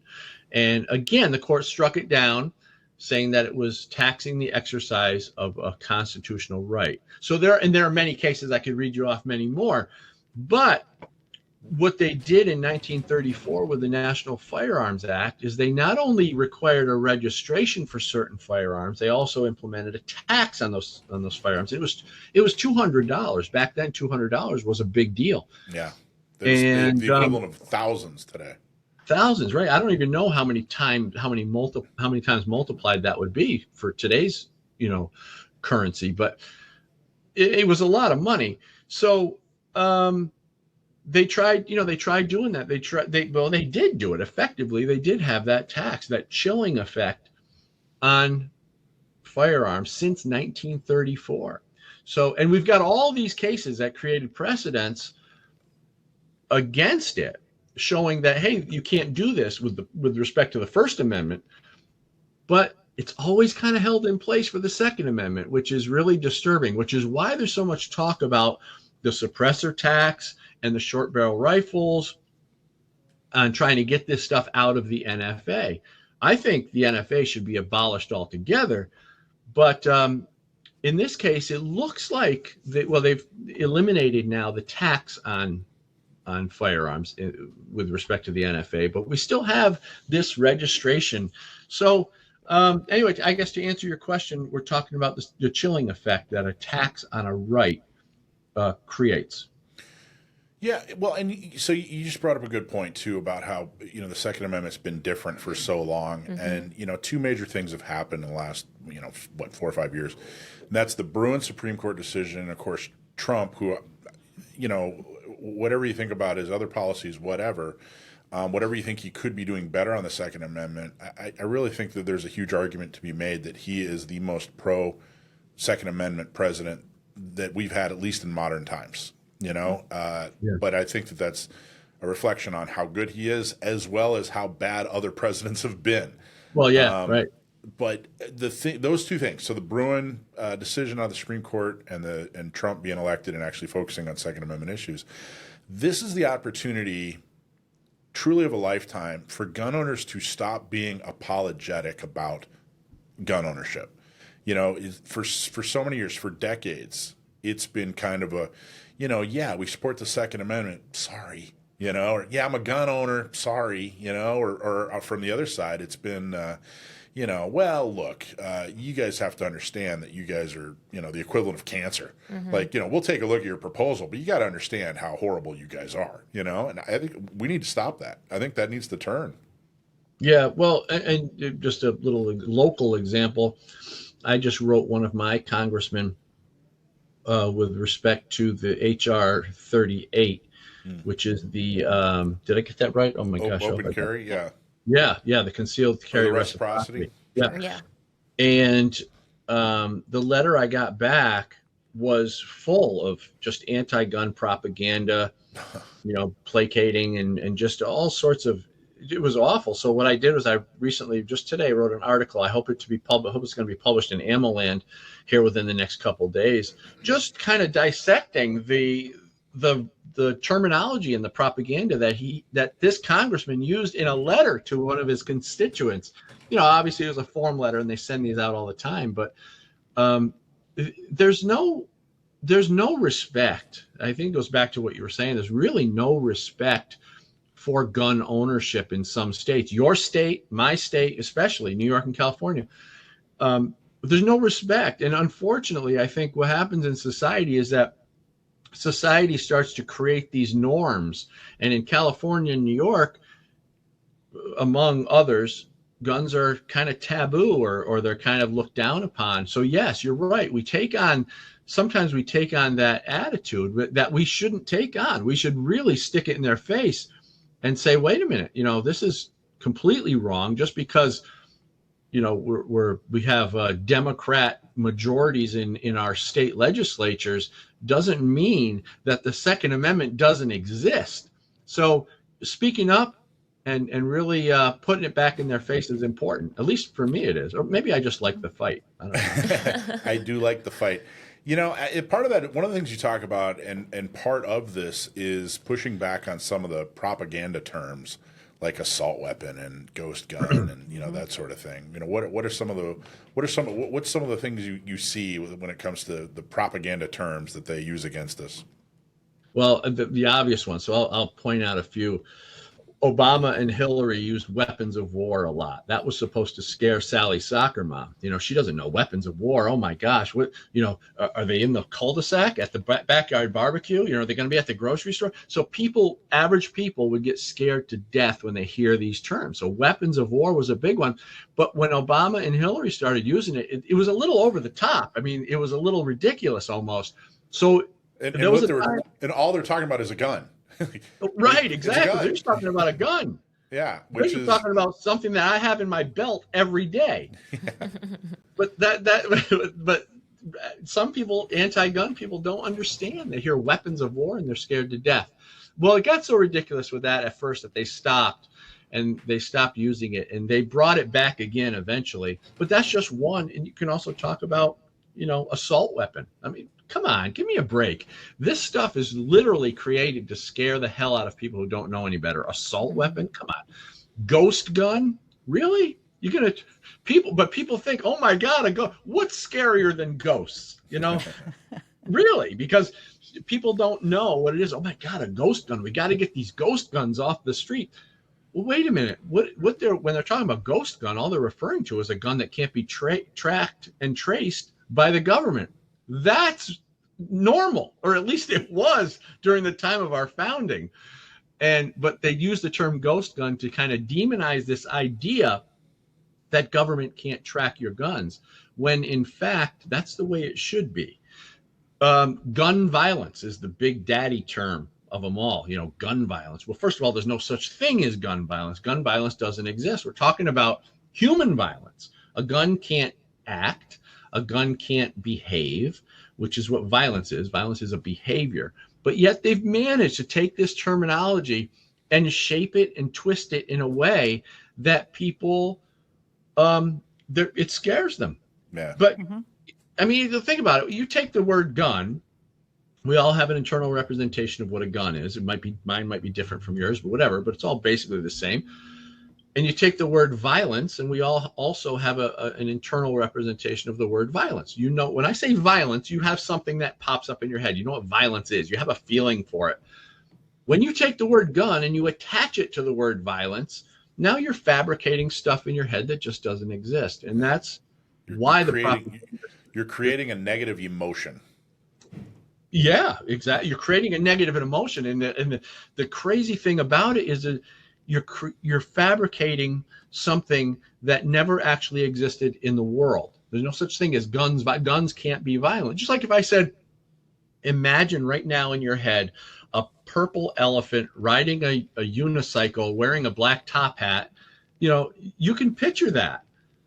It's never existed. You've never actually seen it. But what you've done is you've fabricated it in your head because you've taken components of different things that you know and you put them together, and we can fabricate things. When you take the word gun and you put it along with the word violence, you can fabricate something that represents gun violence to you. It doesn't really exist, but it's enough to scare people. So That's how the propaganda works.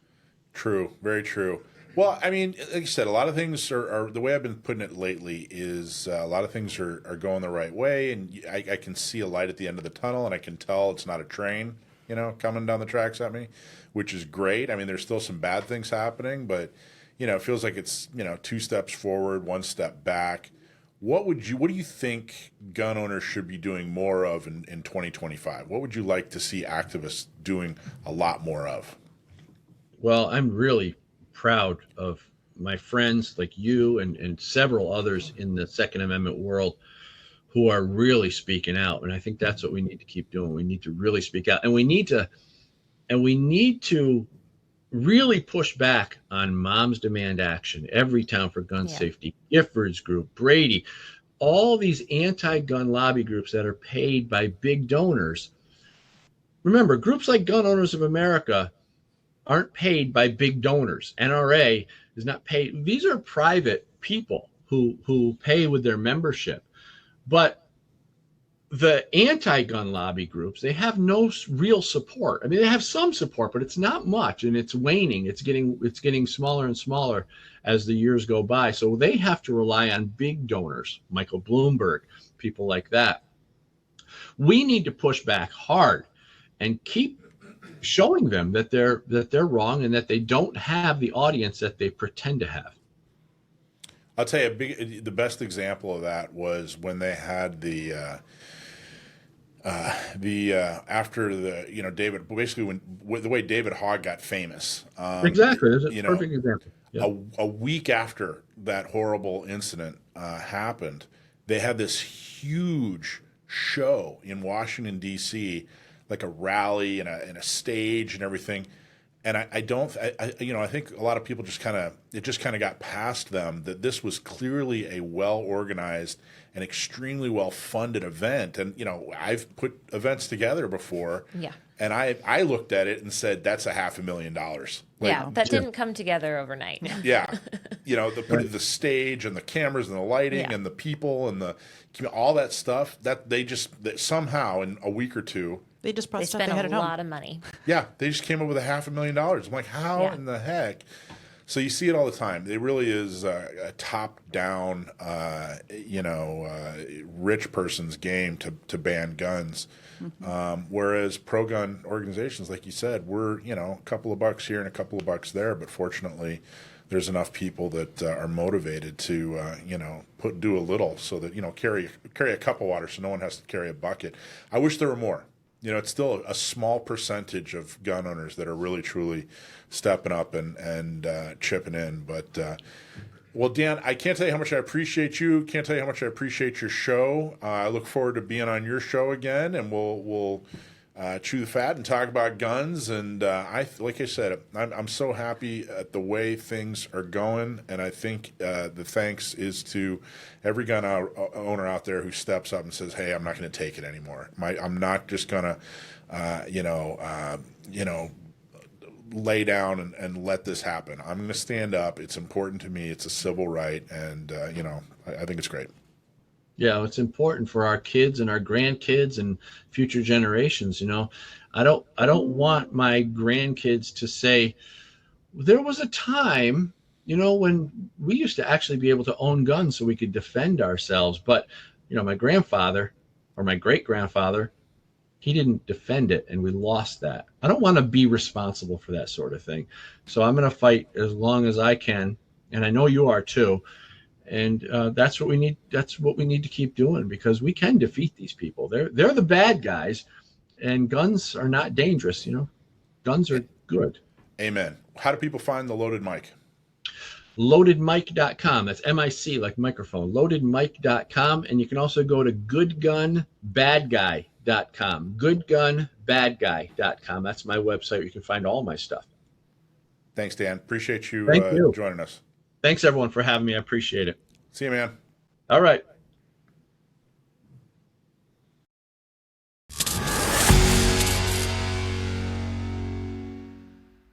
No bull, just straight shooting on today's hottest gun and political topics. It's time for the straight shooter segment. All right, what do you want to talk about first? You want to talk about the San Marcos thing, maybe? Let's talk about the San Marcos thing. That's a pretty fun one. We talked about gun buybacks. Yeah, recently, a few weeks ago. Yeah. Although it's not a buyback, right? Because that would indicate it was their damn gun to begin with. They're buying it back from you. No, that's not what they're doing. So, and I don't know. We kind of had we kind of had a mixed opinion on gun buybacks, right? What did we come up with? We were talking about kind of whether or not it's actually stopping crime. And I think kind of what my point was, at least, was that oftentimes the folks who are taking the guns to these buybacks are not criminals that are trying to, get it off their conscience and, here, let me turn in my gun that I've been using to commit violent crimes with, and now I'm going to have a different life. That's not what's happening. It's usually going to be like, the aunt of the criminal, right, who finds a gun in her house and is like, okay, I want to get rid of this. Or it's somebody who, the husband passed away or the father passed away and gave them a gun that they don't know what to do with, and they're scared to even learn, or they don't know what is out there for them as far as education goes. So they think their only good solution is to sell it. They don't know that they can learn, that they can, be trained, that they can take classes. So they're just like, I have this thing. I don't know how to use it. I'm scared to transport it to the range or to take it with me to a class. So I'm going to take it to a gun buyback. There'd be a funny little skit video of like some hardened criminal, and you like follow him through his day, and he like smacks somebody around, and then he robs somebody, maybe stabs somebody or something. I don't know, steals a car. And then he sees a flyer for the gun buyback, and he's like, oh, man, maybe I should turn my life around. Turns his gun in, then all of a sudden he's like singing in the choir of the local church or something. Yeah, graduating college with all A's. Yeah, so I think that we kind of decided, like, all right, well, gun buybacks, they're not ideal, but they're not the worst thing in the world. We kind of, picked apart, what exactly is going on. Well, this is definitely one bad piece of a gun buyback. Yeah. And that is the press. And 100%. 100%. So 10 News, huge headline, 144 weapons turned into the sheriff's office at San Marcos gun safety event. Yeah, that's the other thing. It's a gun safety event. It's not a gun buyback anymore. Actually, a gun safety event would be if you brought your gun to a place and they taught you how to use it safely. That would be a gun safety event. This is not that. So a weekend gun safety event resulted in people turning in 144 firearms at a San Diego County Sheriff's Station, officials said. The event happened Saturday at the San Marcos Sheriff's Station at 182 Santar Place. Those who turned in handguns, rifles, and shotguns received a $100 gift certificate. $100 if you turn in your Glock. Or a $200 gift certificate for an assault weapon. They didn't even put it in quotes. They're just like... They're straight saying it like it's fact. As if it exists. It's a thing. I remember back quite a couple months ago, you were stating that their response was that a lot of these guns were old, they were broken, they were in poor non-functioning condition. I want to see these 144 guns. I want to see. When we talked about buybacks before, I had looked up on Facebook. Actually, I did just a search for buyback because a lot of times the sheriff's department or the police department will have like a social media person who will post photos, and I saw some hilarious pictures. It's like super old school, like, wooden rifles that are like lever action. You're like, that's kind of a cool, like, collectible old gun. But yeah, I didn't see any, if we want to talk about the Glock thing again, I didn't see a lot of Glocks on the table. I didn't see a lot of guns that are used, for nefarious reasons. I saw some old, like, farm style, probably husband passed away, wife gets rid of the rifle that used to lean behind the door, that kind of thing. There was a website floating around a few years ago where a guy researched, okay, what is the minimum requirements for a gun? Like, what is the sheriff's department actually? And then he basically taught you, all right, go to Home Depot and buy like $14 worth of parts, put them together in this manner, and they'll consider it a gun. Yes. And then you Get can $100. Get your $100. So $14 turned it into $100.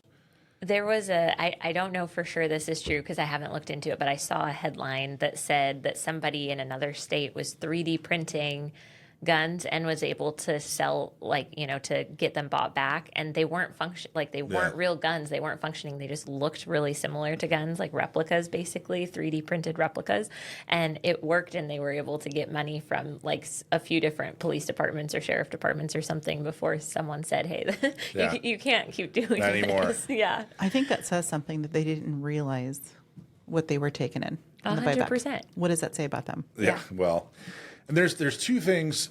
Number one, the reason these things are happening, they weren't initiated by the sheriff's department. They're actually initiated by the county, who implemented all these anti-gun things that we actually fought against and tried to stop. But they said, no, we're going to fund these. We can't fill potholes, but we can sure fund these gun buybacks and change the name to gun safety events and all this other BS, which is unfortunate. So that's point number one. And then point number two is one of the bad things about this is that it is bad PR. It's bad PR, for all of us, for gun owners, which is unfortunate. But the other thing is, 144 guns, and they did what? They do one every quarter or whatever there. Meanwhile, you got 600-700 people a month getting their CCW in San Diego. So don't be too discouraged. Focus on getting more people to get their CCW. Don't get too discouraged. We found some photos. These are the 144 from San Marcos. Oh, geez. Yeah. I can't even tell. Looks like a lot of old hunting rifles, and I've got a revolver that looks just like that. Me too. The ones below look like they're broken. Broken. Yeah, the cylinder is supposed to be facing the other way. What is that? Well, that was a break action. On That's the some other one. kind of FAL looking clone or something or other. Of course, they show that one because it's the scariest. Yeah, it looks scary. It's the only for sure. one they got that's scary. Mm-hmm. All right. Well, there you go. There's some guns. Interesting. Oh, are there some more? No. No, that's about it. All right. Yeah. Well, congratulations. Okay. Congratulations. Yeah, fantastic job. Congratulations to all these people who got $100 from the sheriff's department. So proud of you. We're all real proud of you. Justice Clarence Thomas says AR-15s are clearly arms under the Second Amendment under the Second Amendment's plain text. This comes from AWR, who's a friend of the show, is an awesome author. Everything he writes has to do with the Second Amendment. A divided Supreme Court of the United States decided Monday not to hear a challenge to Maryland's assault weapons ban. We talked about this a little bit. Of course, we talked about it with Dan, but I wanted to go into a little bit more depth. And Justice Clarence Thomas responded by noting that AR-15s are clearly arms, as referenced in the text of the Second Amendment.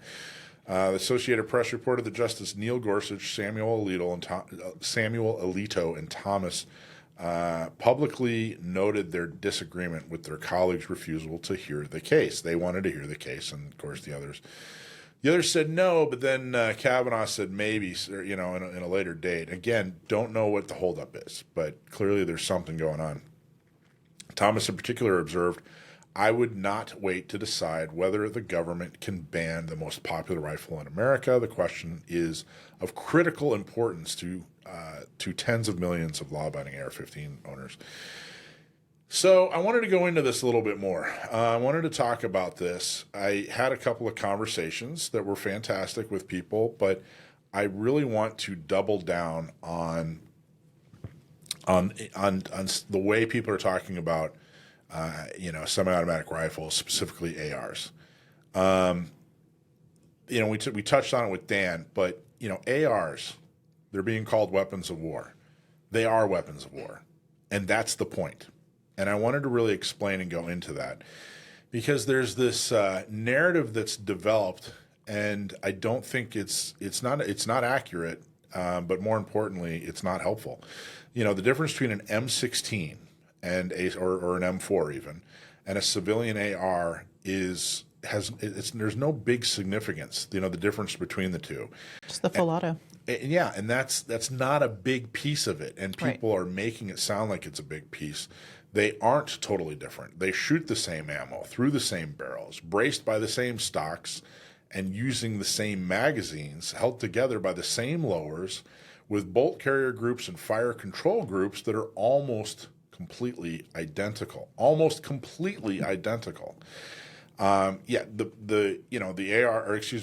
military uses ARs that are semi-auto, and there's some arguing about that. It's not the most common AR. First off, you have to. All of these AR patterns are AR patterns. An M4, an M16. What a civilian buys in a gun shop. That even an AR-10. These are AR pattern rifles. That's exactly what we're talking about. So yes, the military does use semi-automatic. In fact, there are versions of AR pattern rifles that are used in the military by my research that are semi-automatic. There are some that only have a 3-burst, and there are almost none that are full automatic. In fact, the only ones that are really being used that are full auto anymore seem to be with like specialized units, like special operations units. But we even talked to a SEAL who's on, Dev Group on SEAL Team 6. He's one of the, and he's an instructor. He's one of the most experienced in combat that we've ever had on the show. We talked to him 2-3 weeks ago and talked specifically about full auto. And he basically said, no, it's not something we use. It's not something that's reasonable. In fact, he pointed out the fact that if we need a full auto, even if it's in like a Marine squad or something like that, then they'll use a firearm that's meant to be full auto. They'll use a specific firearm like a SAW. Back in the old days it was an M60, then an M249. But for the most part, the training is semi-auto, and the idea that it's a huge difference between an M16 and something you buy in discount gun mart here is just simply not true. But hanging your hat on the fact that it's full auto, therefore making it extremely different, that's just simply it's a little bit misleading because you can't buy a full auto. Not because of the military, but because of the NFA. It's not because the military uses full auto. It's because of the NFA in the 30s. In fact, civilians used to be able to buy full auto all the time. They could buy full auto Thompson machine guns. They could buy full auto BARs. They were readily available to the public. But then the NFA happened in the 30s, in an attempt to stop violent crime. So, that was based on crime. It wasn't based on the Second Amendment, and it wasn't based on the military use. It was based on the NFA. And the NFA was a tax. It wasn't even, technically a ban. It was just a prohibitive tax. They were trying to stop the use by making it too expensive. And the reason they went that, why didn't they just ban it? Well, because that was probably going to be considered unconstitutional, especially back in the 30s. Most models of firearms now and throughout history have not been full auto, and that goes for exactly what the military uses as well. They use all kinds of bolt-action rifles. They use all kinds of semi-automatic pistols and firearms. There's just no relevance. There's no relevance. So let's look at the Second Amendment. Why is this important? Why are we even going into this? Why is it hurting the argument that they're pointing out that, hey, these aren't weapons of war. They're completely and totally different from what the military uses. Well, let's look back at the Second Amendment. A well-regulated militia being necessary to a free state, the right of the people to keep and bear arms should not be infringed, right? So what's the reason for this? When you're looking at a law, it's essentially that's what this is. It's a law that prohibits the government, the Second Amendment. What's the reason? Well, the stated reason is a well-regulated militia is necessary to the security of a free state. That's the reason they're writing this thing. What's the subject? What are they actually talking about? Well, they're talking about the right of the people to keep and bear arms. And then what's the actual action? Well, the actual action is it shall not be infringed. Those are the three pieces of the Second Amendment. And back in 1939, there was actually a Supreme Court decision, the Miller decision, U.S. versus Miller, where a guy he got busted for having a short-barreled shotgun. And they said, hey, that's illegal. You can't have that. He had a sawed-off shotgun. They took him to court, went all the way to the Supreme Court, and the Supreme Court said, look, this short-barreled shotgun can be banned because it has no military use. You know, and obviously the Second Amendment, the whole purpose is to have a well-regulated militia. Well, if the purpose is to have a well-regulated militia because it's necessary to have a free state, and you're, you know, presenting this firearm that has absolutely no militia use, then we can ban it, and that's why you can't have a shotgun that has a barrel, you know, that's too short. That's where that came from. But the important part of that case is the fact that the Supreme Court, you know, back before all the anti-gun propaganda came out, said, hey, look, the whole point of this is to have arms that can be used in a militia. The whole point of this Second Amendment is to have weapons of war. And I think part of the confusion is that, you know, they started this back in the 90s when they first started talking about how, you know, an M16 is completely and totally different from an AR. It's completely and totally different from a civilian AR. It's nothing in common. It was the 90s, and these assault weapons bans were beginning, and they hadn't really thought out the strategy of, hey, how are we going to stop this? You know, what exactly is the argument that we need to make? And they basically tried to kind of fool the other side into believing, like, look, these are nothing. Like, you're saying these are scary guns. They're not scary guns. They're small caliber. You know, .223 is a very tiny caliber. You know, and they're so completely different, you know, from what the military uses.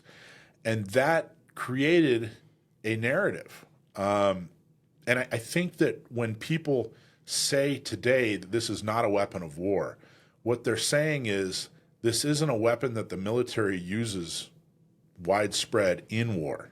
Right. They're not saying that they're not understanding that it's still possible to use this thing in a war. Mm-hmm. It still has a use, you know, and then it's funny if you look at, you know, the same person that would say, oh, this AR that I bought at Discount Gun Mart, it's not a weapon of war. That's completely ridiculous. Then you go look at their Facebook page and they talk about how, hey, if anything, you know, if anybody invades, I got my AR that I bought at Discount Gun Mart. Well, wait a minute. You know, it can't be both ways. I mean, clearly this thing is a weapon of war. But two things that are really important to that is, number one is the government's military doesn't get to decide what I use in a militia. So just because the government's military says, hey, this is the type of weapon we're going to use, and then the government says, by the way, we don't want you buying that weapon, they don't get to decide what I consider and what I use, you know, as a weapon of war as the militia. They don't get to do that. They don't have the authority. Some colonel that picks out, you know, a weapon doesn't get to decide what I defend myself with. And number two, again, what they're saying is that it's not commonly used, that they use a slightly different variant of it. They really shouldn't, it's not accurate to say that it is not a weapon of war. What's accurate to say is this isn't the exact version of that weapon that we use when we go to war. Although, again, the distinction and the difference is so small. So I think it's important to understand that if you continue to make the case that an AR that you buy down at Discount Gun Mart or wherever your favorite gun shop is, if you continue to make the case that it's not a weapon of war, then you continue to make the case that it can be banned. Because if it's not a part of the well-regulated militia, you know, then, you know, that's necessary for a free state, then is it protected by the Second Amendment? And I think that's something we need to stop shying away from. Now, all that being said, there are tests that were set up by Heller. Heller basically said, hey, look, if this thing's common enough, then we can't ban it. And then Bruins, set up a whole new different test where they said, hey, look at the text and the tradition and the history, but above and beyond that, the court is absolutely going to look at this law, the 27 words, a well-regulated militia being necessary to a free state. And they're going to ask, well, what does that mean? And the answer can't mean, well, this doesn't count. This gun that you buy in the civilian market, it doesn't count. Okay, well, if it doesn't count, then why can't we ban it? If you're saying, if the analysis is that this is for a well-regulated militia, which is what they wrote, and we're banning this thing, and you're saying, yeah, this doesn't fit in with a well-regulated militia, then why can't they ban it? And we're walking into a buzzsaw. And again, it's not real accurate. So honestly, I wanted to double down on that, and I know a lot. I already got a lot of pushback over the last week. I got people who re-explained the difference between an AR and an M60. I know all that, guys. I've been around the horn a time or two. But what I'm saying is that we've developed this narrative that isn't accurate and isn't helpful, and we need to re-examine what we've been saying and stop, of course, being apologetic for being AR owners. Because, like I said, the whole point is to own weapons of war. So what do you guys think? Am I off? Did I miss anything? Is there a hole in my argument, or what are your thoughts? No, I think it was a well-made argument for sure. I think one of the things that I hear a lot is gun owners trying to have it both ways. Mm-hmm. You can't have it both ways, and I think you made that point very eloquently. You can't take and tailor and pick and choose. It is or it isn't. And if your argument is that it's not because it suits that circumstance of whatever it is you're trying to undo, you can't then later on in a different fight. It doesn't work. Yeah, it doesn't work. You got to pick a side. That's really the point. It doesn't work. If you try this tactic, like I said, you're walking right into a buzzsaw. But anyway, I certainly don't think people are trying to do harm. This is just something that's kind of entered their narrative, or it's a narrative that's entered their universe, and they've kind of gotten used to explaining it that way. And I'd invite everybody to re-examine and really embrace the idea that, yeah, this is what you use as a militia. And oh, by the way, what you use in a militia is your choice. And if you're not actively in war, there might be other uses for it too. Like there are the other uses that we hear people talk about, like, oh, well, people use it for hunting, people use it for fun. All that stuff can still be true, and it can also be a great tool for a militia to have. There you go. Exactly right.